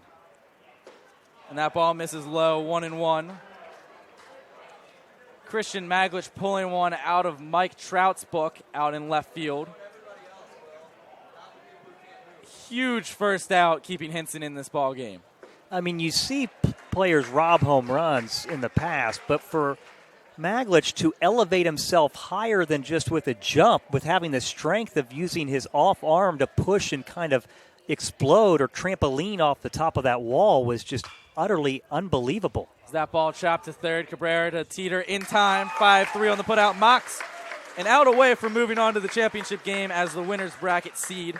Number 1 seed heading into this regional, and JT Hinson has been better than anyone could have imagined in this ball game. 95 pitches for the typical reliever in this starting role, and Coach Necro took a gamble starting Hinson, knowing what he has as far as stuff goes on the mound, but not what could happen in a starting role. And boy, has it paid off so far as Darren Miller fouls back the first pitch. I am still in awe at that catch by Christian Maglich. We saw Von Brown rob a home run in right field a couple of weeks ago, and I thought that would be the best play we'd seen all season. Honestly, you could flip a coin. I don't know which one was better, but my goodness, was that exciting. 0-1 pitch is going to miss high, 1-1. Christian's only been playing outfield for 2 years as well. He was an infielder in high school at Cardinal Mooney over in Sarasota, Florida, about an hour and a half from here. So still relatively new to the outfield. 1-1 pitch. Breaking ball lined. That'll get into left field. A base hit for Darren Miller. That's a big hit for Miller. Harrison Bragg has taken some big cuts this game and obviously will come to the plate with as the tying run. Already homered. 2 homers in this regional. 1 earlier today against Hinson. And certainly we saw DeTringo nearly hit his second of the day before Maglich saved the day for Florida Southern. This is going to be a big matchup here as Hinson tiring deeper into a game than he's been all season, and Bragg with a lot of power, a top 15 nationally home run threat for this Tampa lineup. First pitch to Bragg, just missing. 1-0 the count on Bragg now. And this is the ball game. Bragg connects with one, could tie the game. Hinson looking to end things as that ball, breaking ball, also misses 2-0. Going to be tough to find a way to battle back now against Bragg. Do not want to put the tying run on base, but also can't throw Bragg one over the heart of the plate because he will turn on it, as we've seen already in this game. 2-0 pitch, breaking ball, hit foul the other way, 2-1. Connor Kreil is on deck. He's 0 for 3, struck out and tapped back to the mound in 2 of his at-bats, so has not really squared Hinson up much, but certainly you're right, putting the tying run aboard, not the ideal scenario for Florida Southern. And the 2-1, a called strike, 2-2. Hinson 1 out away from getting through this complete game victory that would allow him to improve to 13-0 in the season. He's over 100 pitches now, 102 so far for JT. We'll see if he sticks with the breaking ball. It was a fastball that Bragg hit out of here. We'll see if he sticks with the breaking ball here, 2-2. 2-2 pitch. Checked his swing. Did he go? No appeal. It was close. 3-2. Count runs full on Bragg. Runner will be going on the pitch. And this is going to be the payoff pitch of this ball game. Could be very well determined by the next pitch by JT Hinson. Full count, the best hitter for the Spartans up at the plate, representing the tying run, 2 away in the top of the 9th. And the 3-2 pitch, breaking ball fouled into the backstop. That was a breaking ball, like Andrew said, and that was up at the belt, a pitch that Bragg did not miss by much, fouling it straight back. What a matchup. This has been an incredible ball game here on this Tuesday morning in Lakeland. Exciting down to what may be the final pitch. The 3-2 from Hinson, swung on, hit in the air, left field. Maglich settling under it. He's going to come in a couple of steps. That ball's hit 1.5 miles high, and he's going to make the catch. Moccasins win the ball game, final of 4-2, moving on to the championship game. Number 1 seed Moccasins defeating the number 2 Spartans from the University of Tampa. JT Hinson with a game for the ages, 105 pitches. The relief ace for the Moccasins coming in, starting this ball game, going the distance, and the Moccasins are going to have a fresh pen and a fresh rotation going into this championship. You know, the postseason, you typically see things you don't see during the regular season, and that's certainly what we saw today. JT Hinson taking the ball. This game was played yesterday as scheduled. It was going to be J.J. Necro getting the ball, but whether it was a minor injury or what have you, Coach Necro gives the ball to J.J. Hinson, who goes out and gives Florida Southern the same thing that he's given them all season, just in a longer period of time. A couple of home runs allowed, but that's it. Just a remarkable job by Hinson. And for Tampa, you know, they've done a good job of managing their pitching staff, so they're certainly not out of the equation here, as they're going to have to work back through the losers bracket. They're going to wait on Mississippi College, Delta State, or Montevallo, and if they can beat one of those three teams, they'll return to have a chance against Florida Southern, but they will have to beat them twice, so a huge advantage for the Moccasins, and J.J. Hinson delivers, giving them an opportunity to move on to Cary with one more victory. And this, one of the better ball games. I know I said in the Moccasins' first game that it may have been the best game I'd called all year long for this Florida Southern squad. But my goodness, was this one exciting. A complete plot twist of things with J.T. Hinson starting the game. Christian Maglich making a home run robbery. Mox, without a home run in the game, still managed to score 4 runs, playing a little bit of small ball, out-hitting the Spartans 5-3. And that error by Galley proving costly as it gave the Mox those extra 2 runs that they needed. What an outstanding game from start to finish by both teams. This game only taking about 2 hours and 20 minutes in total, although 2 hours and 40 minutes, counting the rain delay, 2 hours and 20 minutes of actual play. We're going to take a quick break, then we'll be right back. A little bit more from Eric and myself, and then we'll be joined by Coach Lance Necro following this Moccasins 4-2 victory.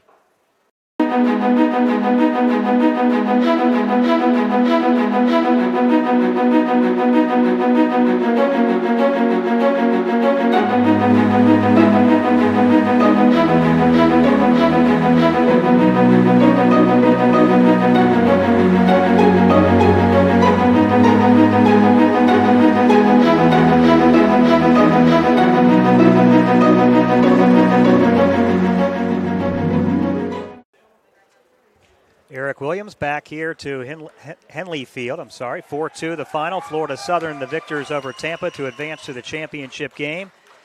With the victory, Florida Southern improves to 41-9-1. With the loss, Tampa falls to 41-10. It was J.T. Hinson the winner. He moves to 14-0 on the season. Kevin Pimentel takes the loss. He drops to 9-2.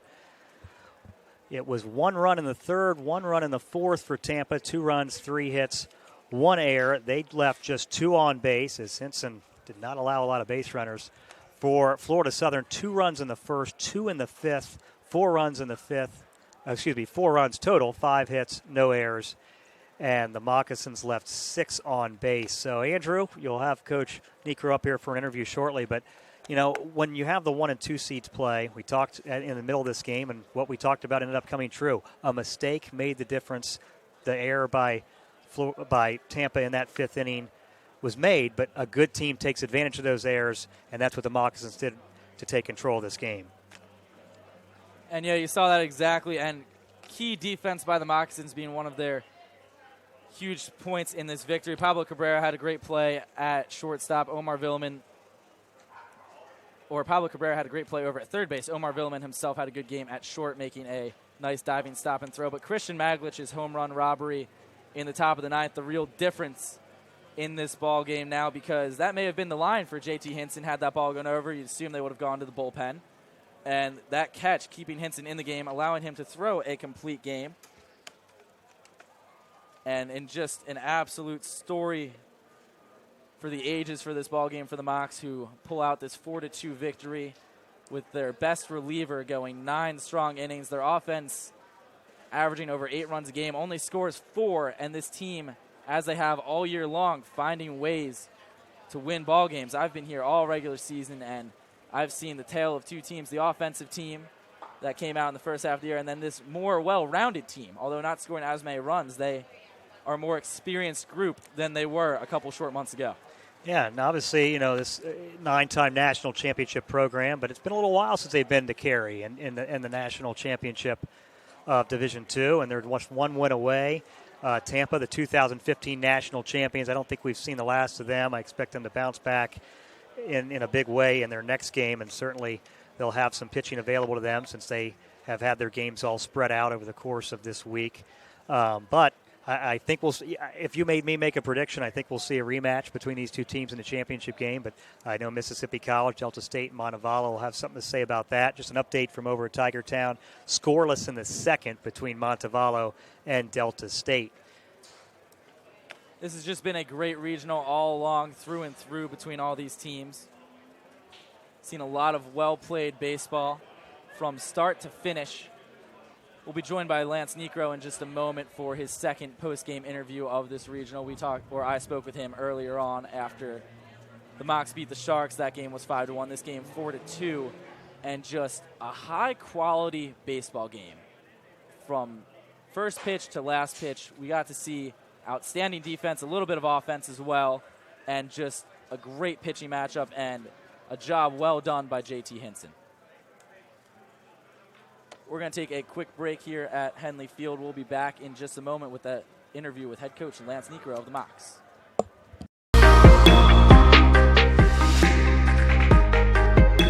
I think we have a really great dynamic on this campus where students are involved in a lot of different things at one time. You're getting to meet all different sorts of people. There's so many opportunities for students to be involved on campus that there's something for everyone. We've got ministries, we've got Greek life, we've got athletics and intramurals, we've got clubs, we've got honors and organizations. We've got just about something for everybody, and if we don't, no problem, we'll make it happen. I love playing intramurals on this campus. I get to be athletic with all my sorority sisters and just come together as a team. Lakeland creates a really amazing community for Florida Southern College's students.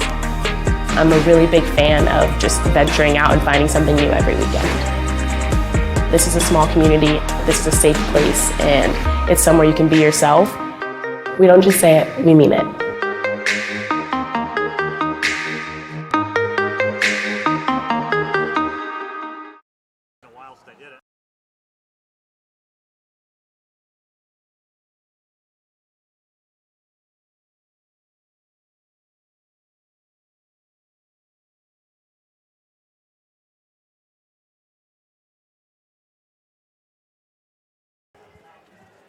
Eric Williams back here at Henley Field with Andrew Pauling. Coach Lance Necro making his way over. We'll have Andrew on the call for an interview with Coach Necro when he gets here. But just to recap went through a little bit earlier. The NCAA Division II tournament. You got Mercyhurst, Augustana, Southern New Hampshire, Southern Indiana, 4 teams that have all reached this World Series in which they'll play in Cary next week. Texas A&M Kingsville also a winner out west. Coach Necro just about here. We'll get him set up on the headset and hear the first words from the winning head coach of Florida Southern with Andrew Pauling.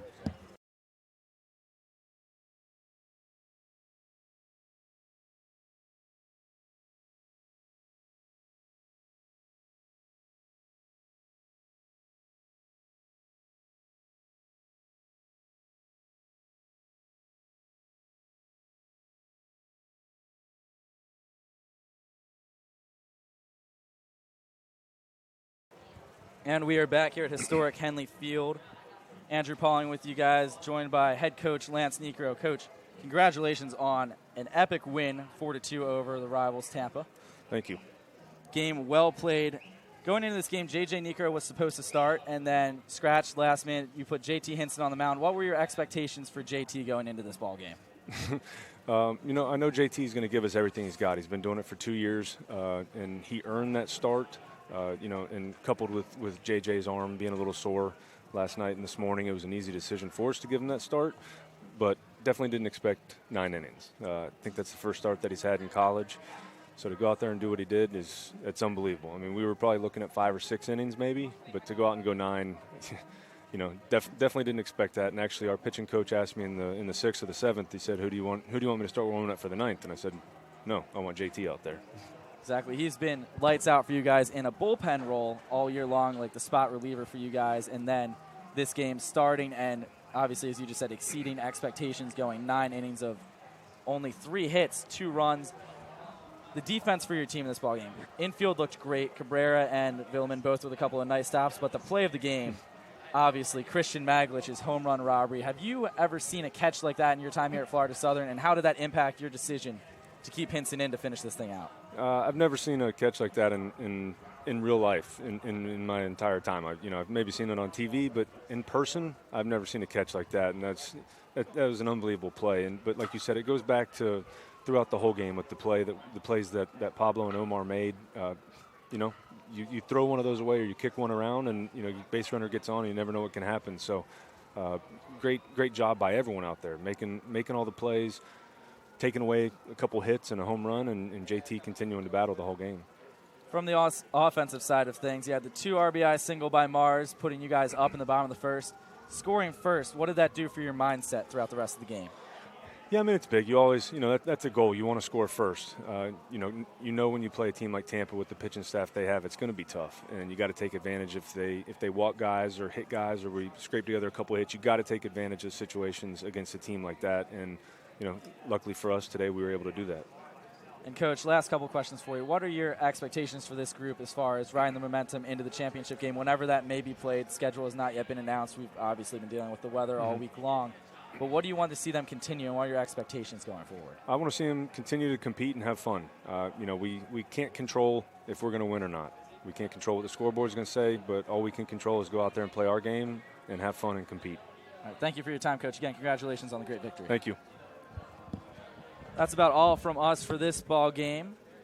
We'll keep you guys updated via social media as to when the next broadcast will be and what the remaining schedule is. That was Coach Lance Necro joining me. Once again, I'm Andrew Pauling, and on behalf of FSC Baseball, SSC Digital Network, D2 Athletics, special thank you to producer Ken Everett, as well as Ryan Bauer, Eric Williams, Wayne Cole, and Jonathan Glass of the FSC Athletic Communications staff. Thank you guys for tuning into this ball game. Mox picking up the 4-2 victory, hanging on to the championship game here at Henley Field.